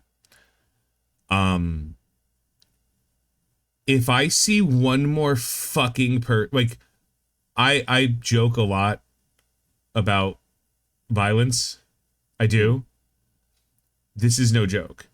If I see one more fucking person have the audacity to tell me or anyone to read infamous fucking Iron Man to get an understanding of that time, I'm gonna go postal. Because if you have the fucking nerve, looking at my copies of Infamous Iron Man, and by extension Superior Iron Man, to tell me about two completely different stories, one in which Tony Stark becomes evil and Iron Man, and one in which Victor Von Doom takes over the mantle of Iron Man after Tony Stark falls into a coma, presumed dead, as the same thing as Tony Stark being Doctor Doom, I want to rip your vocal cords out and break your fingers so you can never type again. Those stories are phenomenal stories and great examples of what would happen if we got an evil Tony Stark and what would happen if Doctor Doom turned good. Tony Stark is not Doctor Doom. He's not. I'm looking at you, Colton Ogburn. I'm calling you out. A variant of Tony Stark becoming Doctor Doom is a fucking disgrace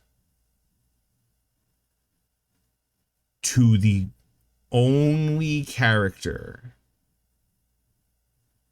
in Marvel stories, in Marvel history, the only character in Marvel history that has never, ever gotten a live action shot. Every Doctor Doom we've ever fucking seen has been miserable. I'm not worried. I just don't want to be another shitty Doctor Doom. Because another person thinks they can work with the greatest villain in the history of Marvel Comics. This is not an argument. I'm glad you didn't say supervillain, because that diminishes who Doctor Doom really I'm not going to say the greatest villain in all of comics. I have not read all comics. I am going to say the greatest villain in Marvel Comics has been Doctor Doom. Yep. It's not Thanos. It was never Thanos.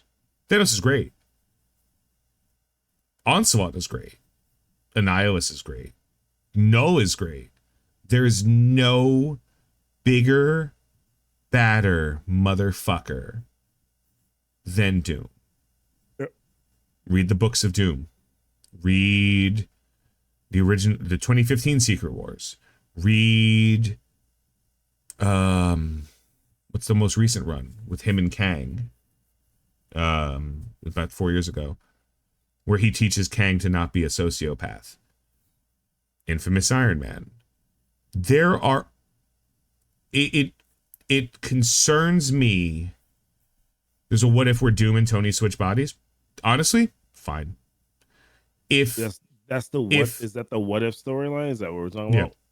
Okay. If you sell this to me as Doctor Doom, Victor Von Doom switches bodies with a version of Tony Stark,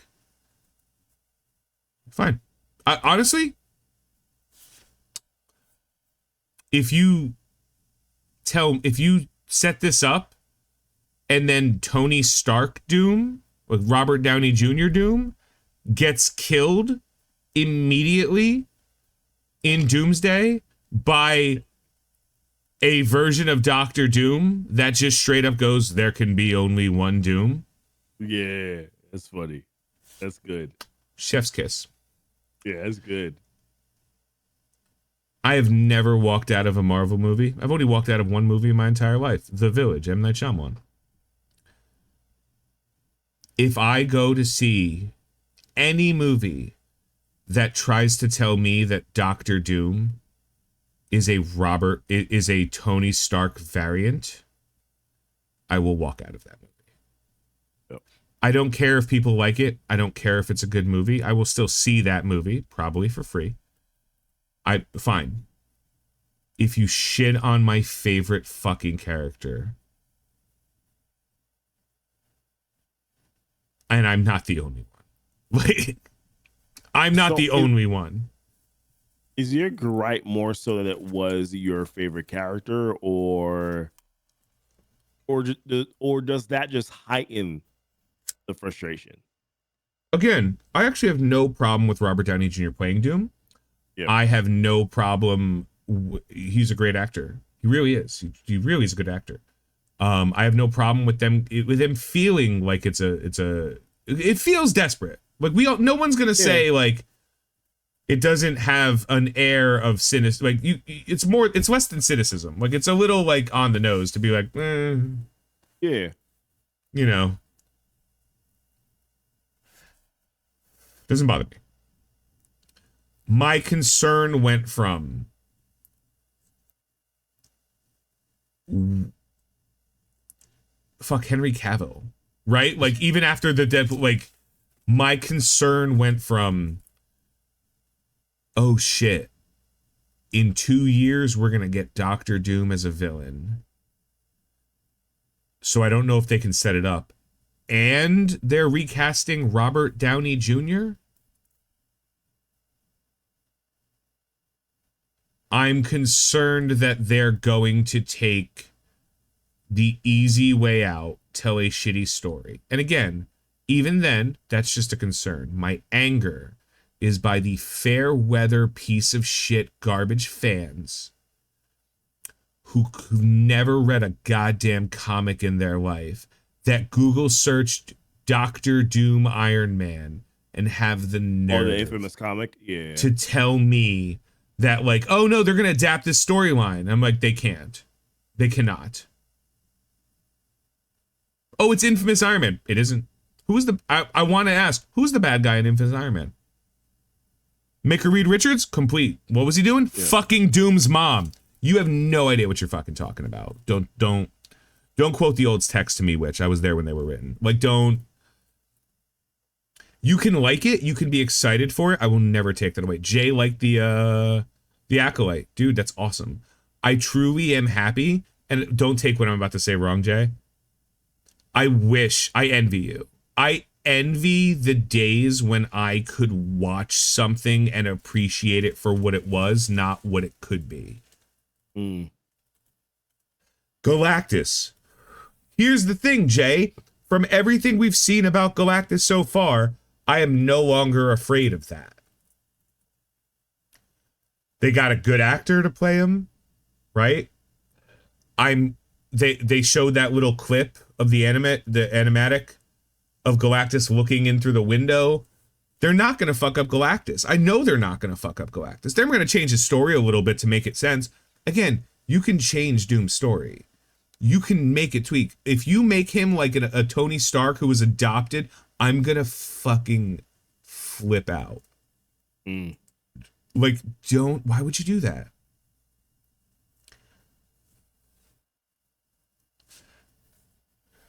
So I want to make sure that you're done because I have a couple of things to say. I will pass it to you. here is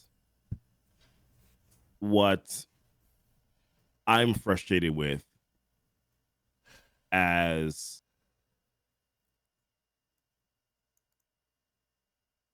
I'll be honest with you. I've been going back and forth with a lot of people on Twitter recently about this. A lot of people are making commentary that I just feel like misses the point. They've been making comparisons between Robert Downey Jr. and characters like Gemma Khan, I think that's her name, who played Gemma Chan, who played Minerva, and then played Cersei.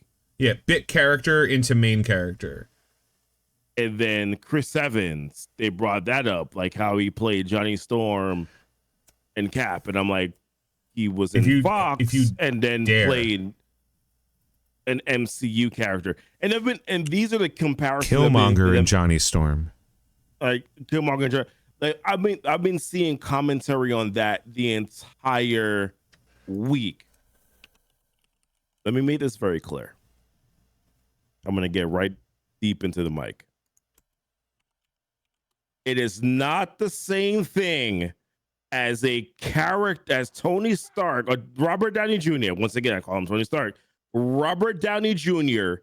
playing Iron Man, the most impactful character in the MCU so far. To this date,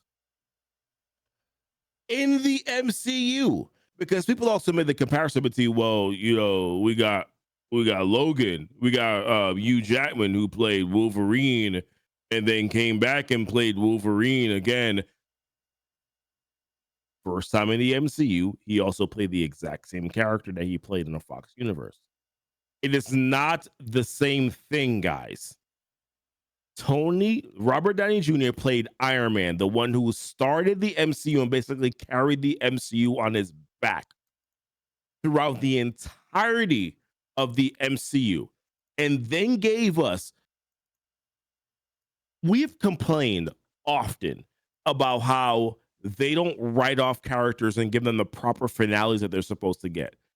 You could probably talk and say the same thing about Star Wars characters. I don't know. I'm just saying, I'm just throwing it out there. But I've seen it with Game of Thrones. I've seen it with other shows, other movies.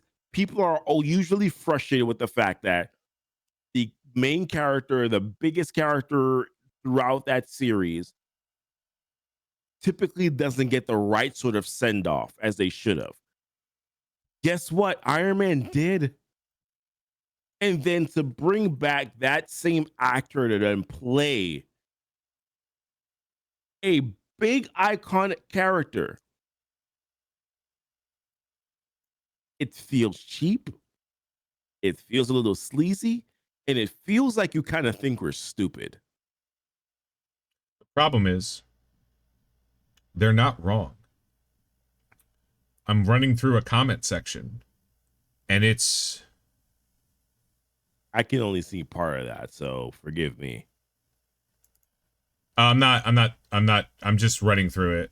Yeah. And it's equal parts logical discourse. Like, it's hard for me to see. I'm still willing to give it a shot. Cool. Okay. That's great. That's a fair comment. Yeah, that's a fair. Yeah. And then,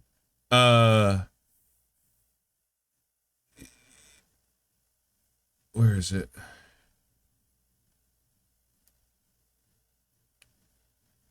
Robert Downey Jr. Doom is in the same universe of Fantastic Four. Their world is destroyed by Galactus, leading Doom to 616. While 616 Victor version of Doom becomes aware that Tony Stark version of Doom. I'm like, okay, cool. Like, why are we writing this? Like, why are we trying to make it make sense? Yeah. Like,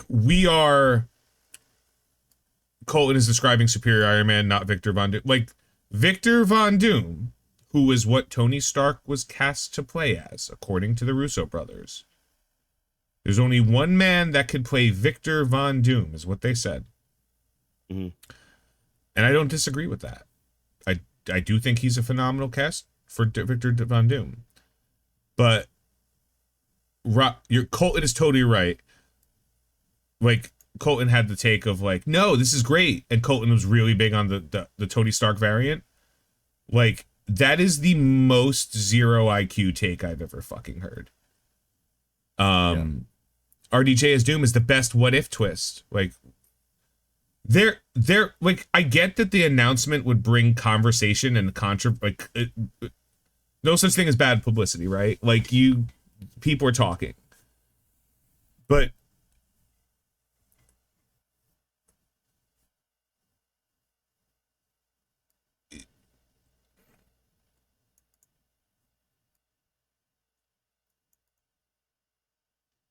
I seen like he's wearing a mask.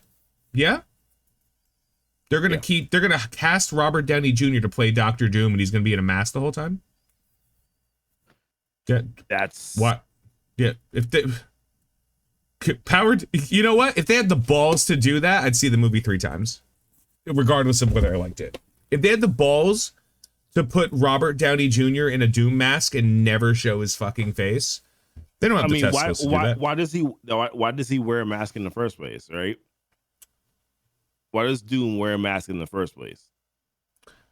Well, so here's the thing. There's actually 2 different canon lores. One is that his face was viciously fucking disfigured. That's the one I was thinking about. So yeah. I guess that was the and way the other is that his face was slightly scratched. This is my canon. Like, my head canon is this part of the lore. It can go either. I don't care. And he's so, but he has a slight scratch. Yep. But he's so fucking vain that any slight imperfection is complete disfigurement.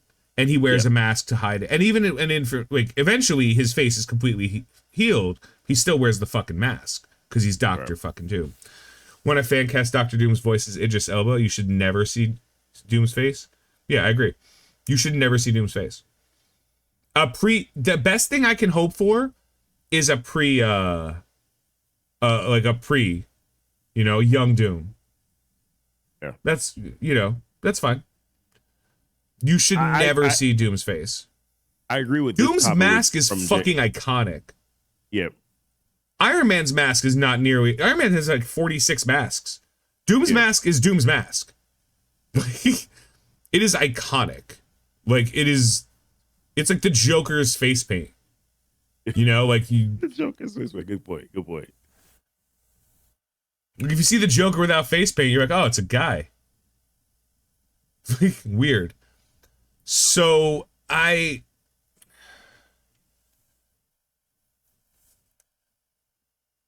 don't know. There's a lot of different versions of Doom and his mask. But like it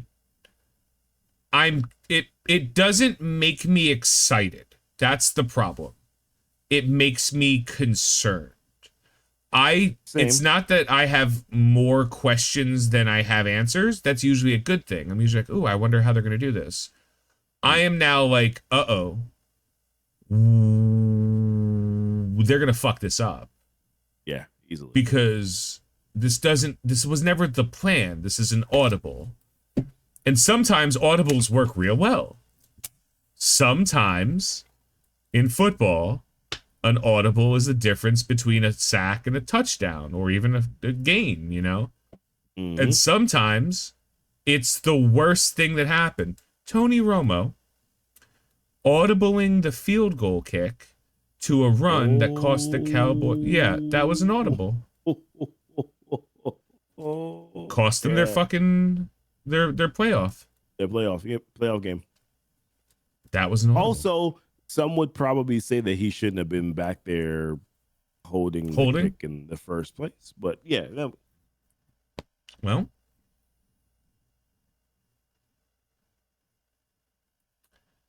I don't want to doom and gloom. I don't, but I will not stand for fair weather fans coming in and telling me what I'm allowed to like and dislike about things. I won't stand for that. Like, there is a Brian Michael Bendis can be like, dude, chill the fuck out. I'll be like, all right, dude. If Brian Michael fucking Bendis tells me I'm overreacting, I might be overreacting. The guy who wrote Infamous Iron Man and other comics that are fucking phenomenal. Like there are if I had a criticism of the X-Men storyline and like Chris Claremont, not even one of my favorite X-Men writers, but like if he was like, dude, I think you're overreacting to it, I'd probably be like, all right, you actually know a little bit more than I do. So like, you were in the boards that had the conversations, you know. Hickman, same like Hickman's Fantastic Four. Like if I'm like, actually, I don't think that's really how Jessica Alba or like Sue Storm would do it. Like Jessica Alba, Sue Storm, and then if Hickman was like, no, she did a good job, I'd be like, all right, well, if the guy who fucking is quintessentially known for some of the best understandings of those characters says that, then I'm going to be like, I might not like it, but I'm wrong.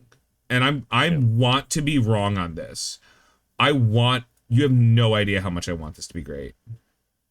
His work in DC sucks. He's another victim of his own success. No, Bendis is a victim of his own success. Yeah. A lot of people become victims. George Lucas is a victim of his own success. I did something. It was really J.R.R. Martin's a victim of his own success. Like, you die a hero, you live long enough to become a villain, or in Tony Stark's case, you are both. Somehow Robert Downey Jr. returned. So funny. Like,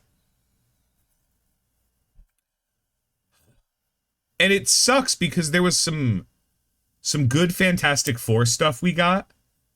We got the fact that they're not going to really do an origin story in the movie. They're just going to be like, they'll like gloss on it, but it's real because like we fucking know, right? They're just going to hit the ground running as as the first family. They're like, we're getting a Fantastic Four movie that takes place at the end of the Fantastic Four's universe's timeline. They've been around for a while. It's not like, hey guys, we're here and now we have powers and we failed and everyone died. No, they've been the Fantastic Four in this universe for years. There are well-known, Baxter Building exists, the Future Foundation exists. All of this exists. And then Galactus, which I think the early reports is that Galactus is showing up because of the birth of Franklin Richards. And he's like, Yeah, so supposedly the idea of this part of the story is that the birth of Franklin Richards is the catalyst for the destruction of the universe. Which, by the way, immediate erection when I heard that. I was like, that's so true. That's exactly what would happen. That's correct. Okay. You've nailed it. Baby not controlling his magic powers? Yeah, probably. To me, my Galactus. No, sorry, go ahead. No, that scene. To me, my Galactus. Yeah. This dude, I hate Franklin Richards so much because he's one of those characters that's like, he's just one of those characters that's like, we made a character too powerful and we got lazy. So like he's in so many good storylines. Like there's a storyline, a Fantastic Four storyline where we find out that the Thing ages like a day for every year he exists. Yeah. So he's like 850 years old when he dies. And at his grave is like Franklin Richards just looking like a solid 38. Like looking like a pretty like he's got like a little salt and pepper, but you know he did that for show. Yeah. And Franklin Richards is just like, oh, did he time travel? Like, nah, he just waited. Like Franklin Richards, he's just one of those characters. I hate when they introduce characters that are like uber powerful. Yeah. Because unless they it's give like some conflict like Scarlet Witch, be like Wanda. Like she has incredible amount of conflict. So that almost diminishes her powers a little bit. Well, it's also the thing about Scarlet Witch's powers, right? Yeah. Is that it is magic that is by definition chaos. So she can do anything. but it's not that she can accomplish anything. It's that anything can happen, which in and of itself is like Superman. Superman has a weakness, and it's not fucking kryptonite. It's, not being able to save everyone all around. Valeria Richards? You mean the daughter that Dr. Doom saved? And is the godfather of and picked the name of? Reed asked Doom for his help, and that moment after Doom came, immediately, like he was like, "Oh, okay, sure." So that's what you meant. Okay, I wasn't quite sure where you. No, were he going came with that. and he was like, "Oh, thanks, Reed. Yeah, whatever you need, dude. Yeah, anytime, buddy." Like immediately was like, "Yeah, I got you." Oh, well, what we owe you, Victor. What can I do for you? Like, oh, name your daughter Valeria and make me your godfather.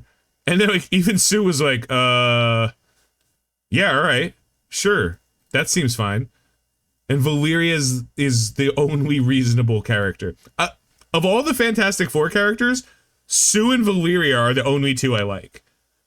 Such a weird dynamic. Like all of the dudes in the entire Fantastic Four run are dog shit. I hate them all. You gotta keep in mind that Sue has to deal with Reed. So I mean, it's always a natural like that we have towards Sue, because just like you tolerate this mother.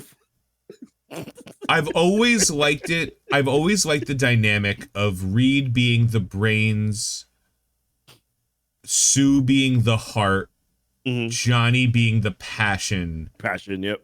And I really know where things stands actually. Things the muscle, things the brawn. Okay, fair. Thing is not too bright. Johnny's not too bright. Sue is smart, but compared to fucking Reed, like not. And Reed was smart for his own damn good. I like my Reed, and again, I'm gonna say this: I still don't like Pedro Pascal as Doom, as Reed. Him as so my Doom, hope, though, I've said before, I don't like Pedro Pascal as Reed, but I do like Pedro Pascal as Evil Reed, the Maker. The Maker. And that's the thing that I'm like, if they're setting this up, I will be very happy. Okay. If the reason RDJ Doom and Pedro Pascal Reed are from this other universe is because Pedro is going to be evil and Robert Downey Jr.'s Doom is going to die to make room for a real Reed and a real. Also, Reed Doom. Well, in the current storyline, the Ultimate Universe, Reed Doom is good. So I guess that wouldn't fit within the storyline. Speaking of why I hate the fucking variants so far, every time we've seen variants, with the exception of Sylvie, they've looked the same. Like every Kang variant, except like one who's an alien, just looks like Jonathan Majors. There was a monkey one, I think. Not monkey, no. But no, I think it was. I'm not saying that. No, you can't. I can. I can get away with that. But I swear there was like, or was it like an alien looking one? One of them. I mean, I know what you're talking about, but like you had the premise of like an infinite number of Kangs, and I know in his contract no one else could play Kang, and that was the thing. But like it just felt like you should have a whole bunch of different dudes. Some could be Asian, like you know what I mean. Like there could be so many like. And then in the concept of variants, every Wolverine except one looked like Hugh Jackman, and one, know what I mean?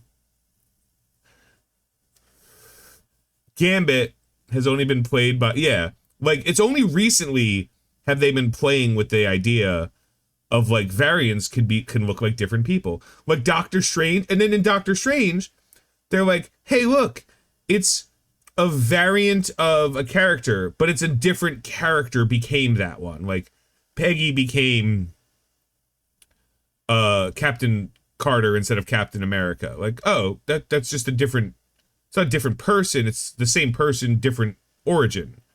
Yeah. Okay, or different journey.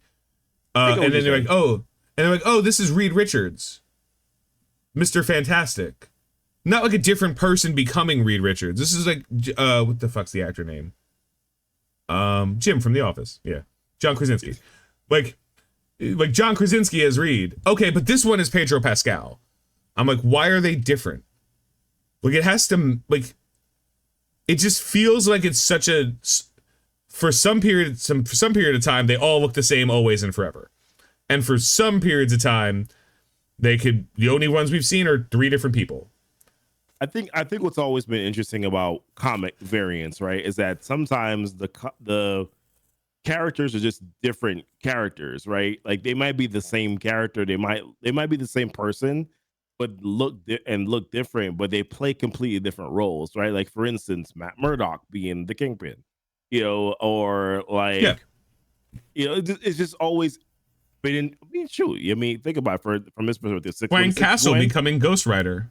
Yeah, you look at Gwen Stacy dead in 616, but also Gwen Stacy in whatever, I forgot, or 65. She is Spider Gwen. So it's always been interesting to go about to see like how they go. Shoot, what's his name? Miles' father in Gwen's universe is what, like some villain? No, and his uncle. His uncle's the Prowler. The uncle's the Prowler in. Oh yeah, no, he is a villain in Gwen's universe. In Gwen's universe, he's a villain. Yeah, right. You're right. I forgot about that. Yeah, like I like it when characters, the people are different. I don't like it when, like, I could see a world where Captain America could become Doctor Doom. Mm-hmm. You know what I mean? Like, that's an interesting story that I'd love to see. I could see a world where Tony Stark could become Doctor Doom. The one thing that can never happen is Tony Stark can never become Victor Von Doom. Yep. And he shouldn't become Victor Von Doom. Now, I will say this. I am open to a story. Like I think you were kind of alluding to her. You said it directly. But I would be okay with a story where Tony Stark became Doctor Doom based on a series of events that happened throughout his life. To a certain extent, I'm actually okay with that story. Yeah, I'd love to see that in a What If animated. It would be great. That would be really interesting. They're trying again to get Tom Cruise as an Iron Man variant for the Avengers films. Okay. He either wants to do it or he doesn't want to do it, guys. Like,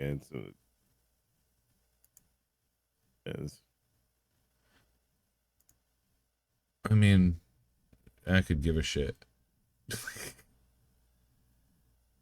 And so again, just bringing this up because I have the 2 pictures, right? Here's picture number 1.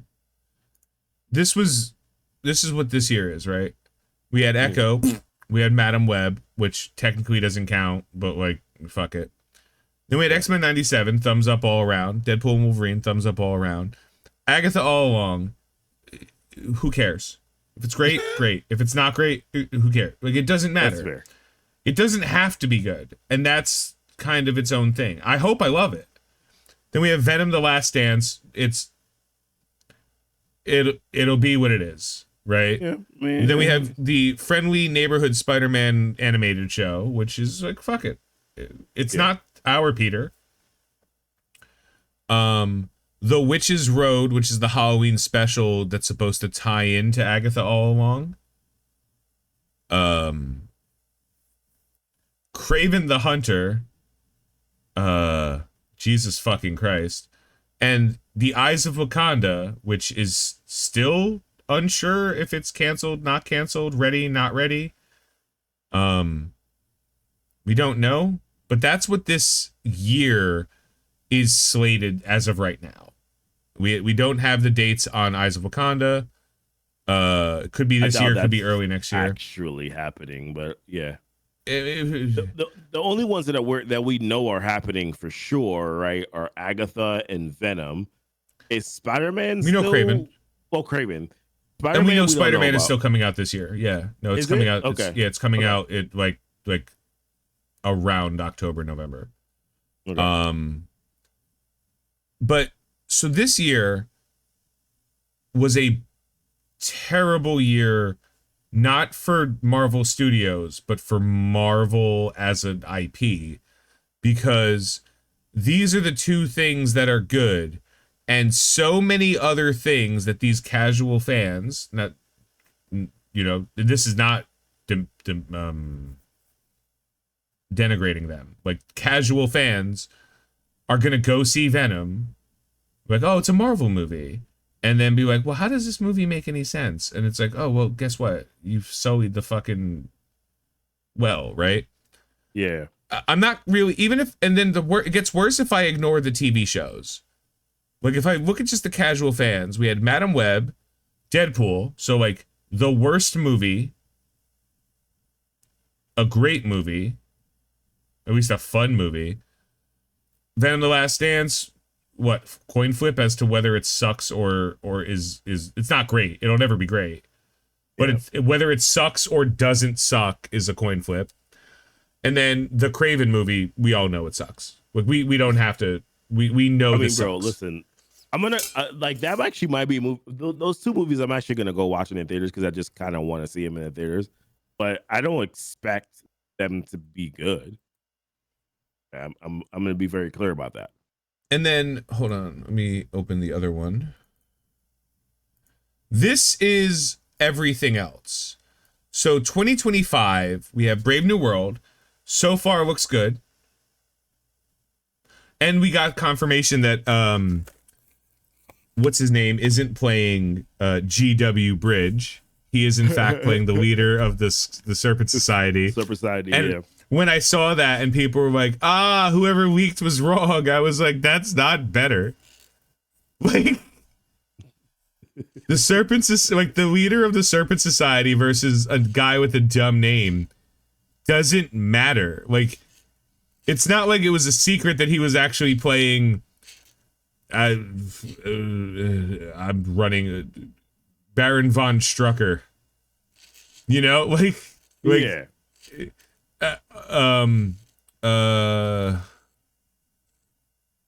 What's the guy? Oh God, he was a Hydra agent. He had a scythe. Reaper, the Grim Reaper. Like, okay.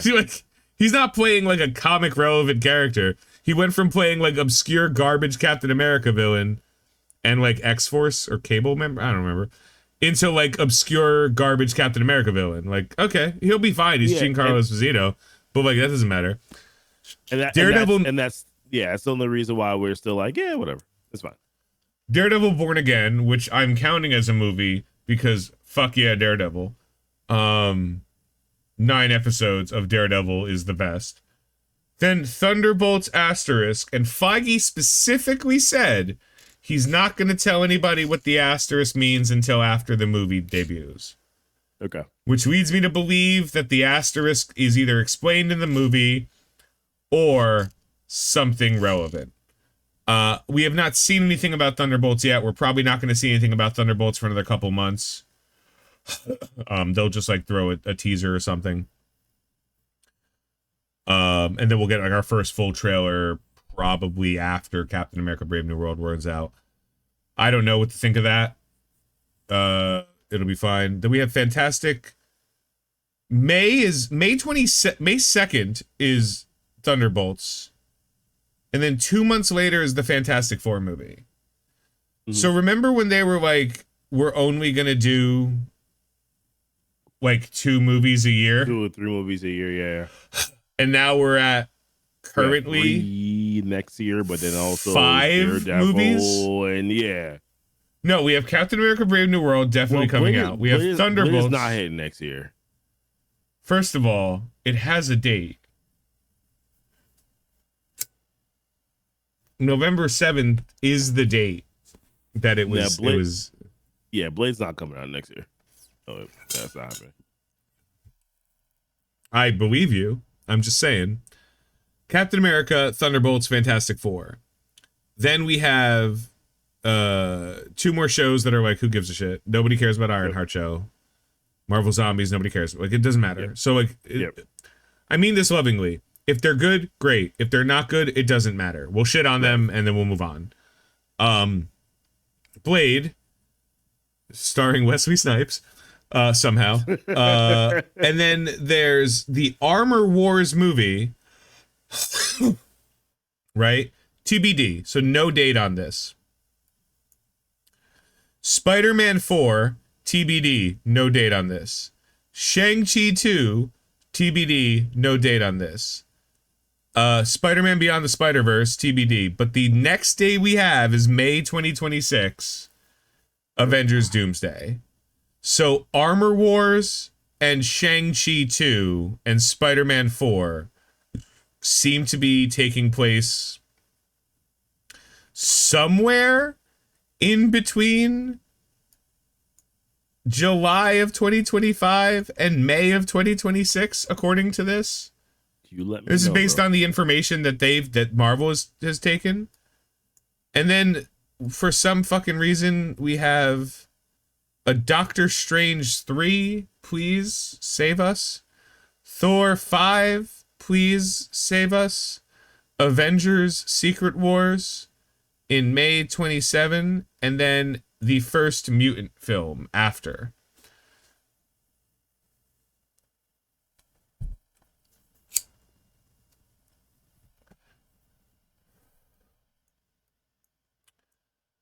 I'm happy. I'm gonna be. I'm gonna look one movie ahead from now on. I'll take some stuff and be like, oh, that's cool. It's cool that they showed us this or whatever.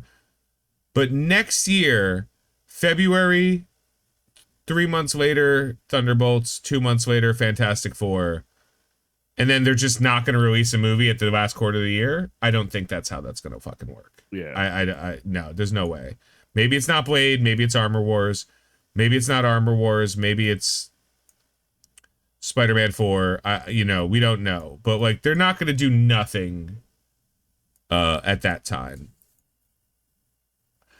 I'm going to look at Captain America Brave New World for the next, it's a year away. It's less than a year away. It's like 6 months away. But, like,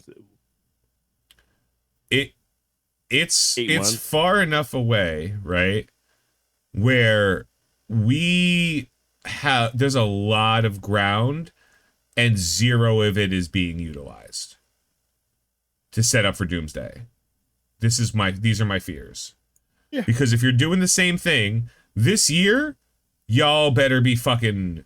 They finished Thunderbolts. Like it's done shooting. Mm-hmm. That doesn't mean they're not going to do reshoots, but it's done shooting. They're done Brave New Worlding. They're just starting now on Fantastic Four, I think, like this week. Yeah, but it only takes 3 months to film a movie. It literally only takes 3 months to make a movie, to film a movie. It takes any amount of time. Post-production is the longest part, and then reshoots.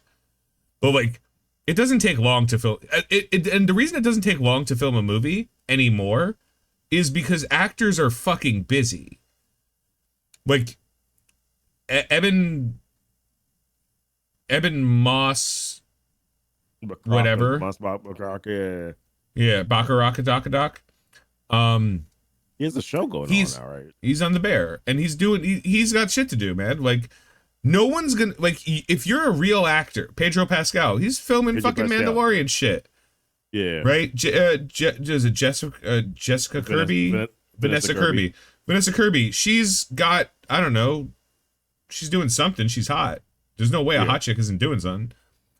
And I don't know the guy who's playing Johnny Storm, and I don't care. These people don't have 6 months to film a fucking movie. They have, and honestly, most of the times they go like they storyboard it out the way just how generally movies work if you're not aware. And you can, this is not like me, like you can go watch any behind the scenes or the filmings of any major movie. A lot of them show up and they'll tell you they do casting, then they do a table read of the script, of the final script or the core of the script, right? And that table read is all of the actors for about 2 hours literally just read the script. They take their lines. They don't even try. Like they might throw a little bit in, but every actor just chimes in, says their part, reads directly from the fucking script, walks away. That didn't happen with like Avengers Endgame. Everyone only had their fucking parts. They didn't do a table read. But like for this shit, they're gonna do that, right? Yeah. So all the actors are gonna read their fucking lines, and just to kind of get a feel for the character and the feel for the interactions. This is where they're gonna be feedback. Like I think my character would probably do it this way. Whatever. Cool. From that fucking, like, we'll call that like a 3 or 4 day period. We'll call it a fucking full week. Who gives a shit? From that period, they already have the script, which means they have all the fucking scenes. That's when they go, okay, let's film the scenes with everybody first, because everybody has to be here. Or because we can't have everybody here at this time, we'll do all the scenes with Pedro Pascal and Vanessa Kirby now, and then Vanessa and then 2 other characters will come up. We'll film those 4 scenes, and Pedro will film any solo scenes he has with those 2 characters. Then Pedro fucks off because he's goddamn rich, right? Because he just got paid $1 million for like 3 weeks worth of work, 4 weeks worth of work. Yeah. He'll fuck off, go do something else. Everybody will start doing their shit, their cross scenes that they have to be in the scene for. Keep in mind, just because we see them in the scene together doesn't mean they're actually in the scene together. Right. Like, Galactus doesn't ever have to be fucking present. He's a giant fucking space monster. He's probably just going to be on the phone the entire time. Well, he doesn't have to be there. And then after that is done, they'll enter like early reshoots, anything where they're like, we'll take it again, we'll wrap it again. And then they'll start put together a test demo it for a group of people, usually within the producer pool. Usually unfinished graphics, getting an idea for the movie. They'll take the feedback, and if the feedback is predominantly negative, or if there are things that are predominantly negative, they'll be like, okay, we're going to use the reshoot clause. Y'all got to come back in. We're going to try to get this done in like a week or 2 weeks. Like, we're going to come back in. Which is why, like, the Marvels ended up being so fucking bad because they couldn't do reshoots because the director was fucked off and 2 of the actors were fucked off. They weren't getting what's his name, Samuel L. Jackson, back for anything, so any of his scenes were just what they fucking were. He had to film 3 other fucking movies on Netflix or some shit. He had other shit to do. So it doesn't take long to film a movie. It takes long to take the filmed movie and convert it to a ready movie. Sometimes movies are not done until, like, not even joking, a week before they go live. Yep. Sometimes they're done years before they go live, and they're just not distributed or whatever. But generally speaking, Captain America's finished filming, all of it. It's all in post-production.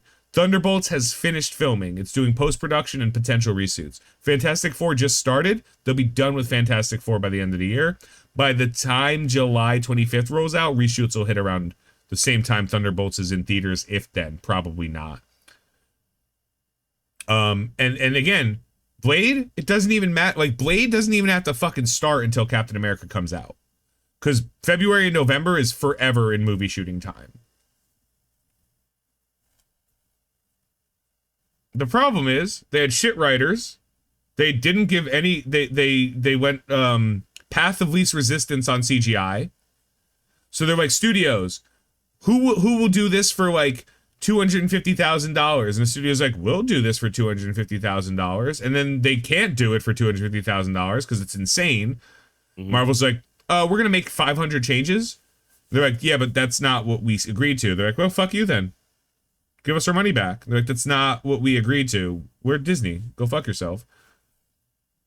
That's where the problems ran in. Because they're like, push it out, push it out, push it out. It shouldn't take that long, especially if there's good writing, good story, good acting, good directing. Like, if all the things are good, I'm not even saying great.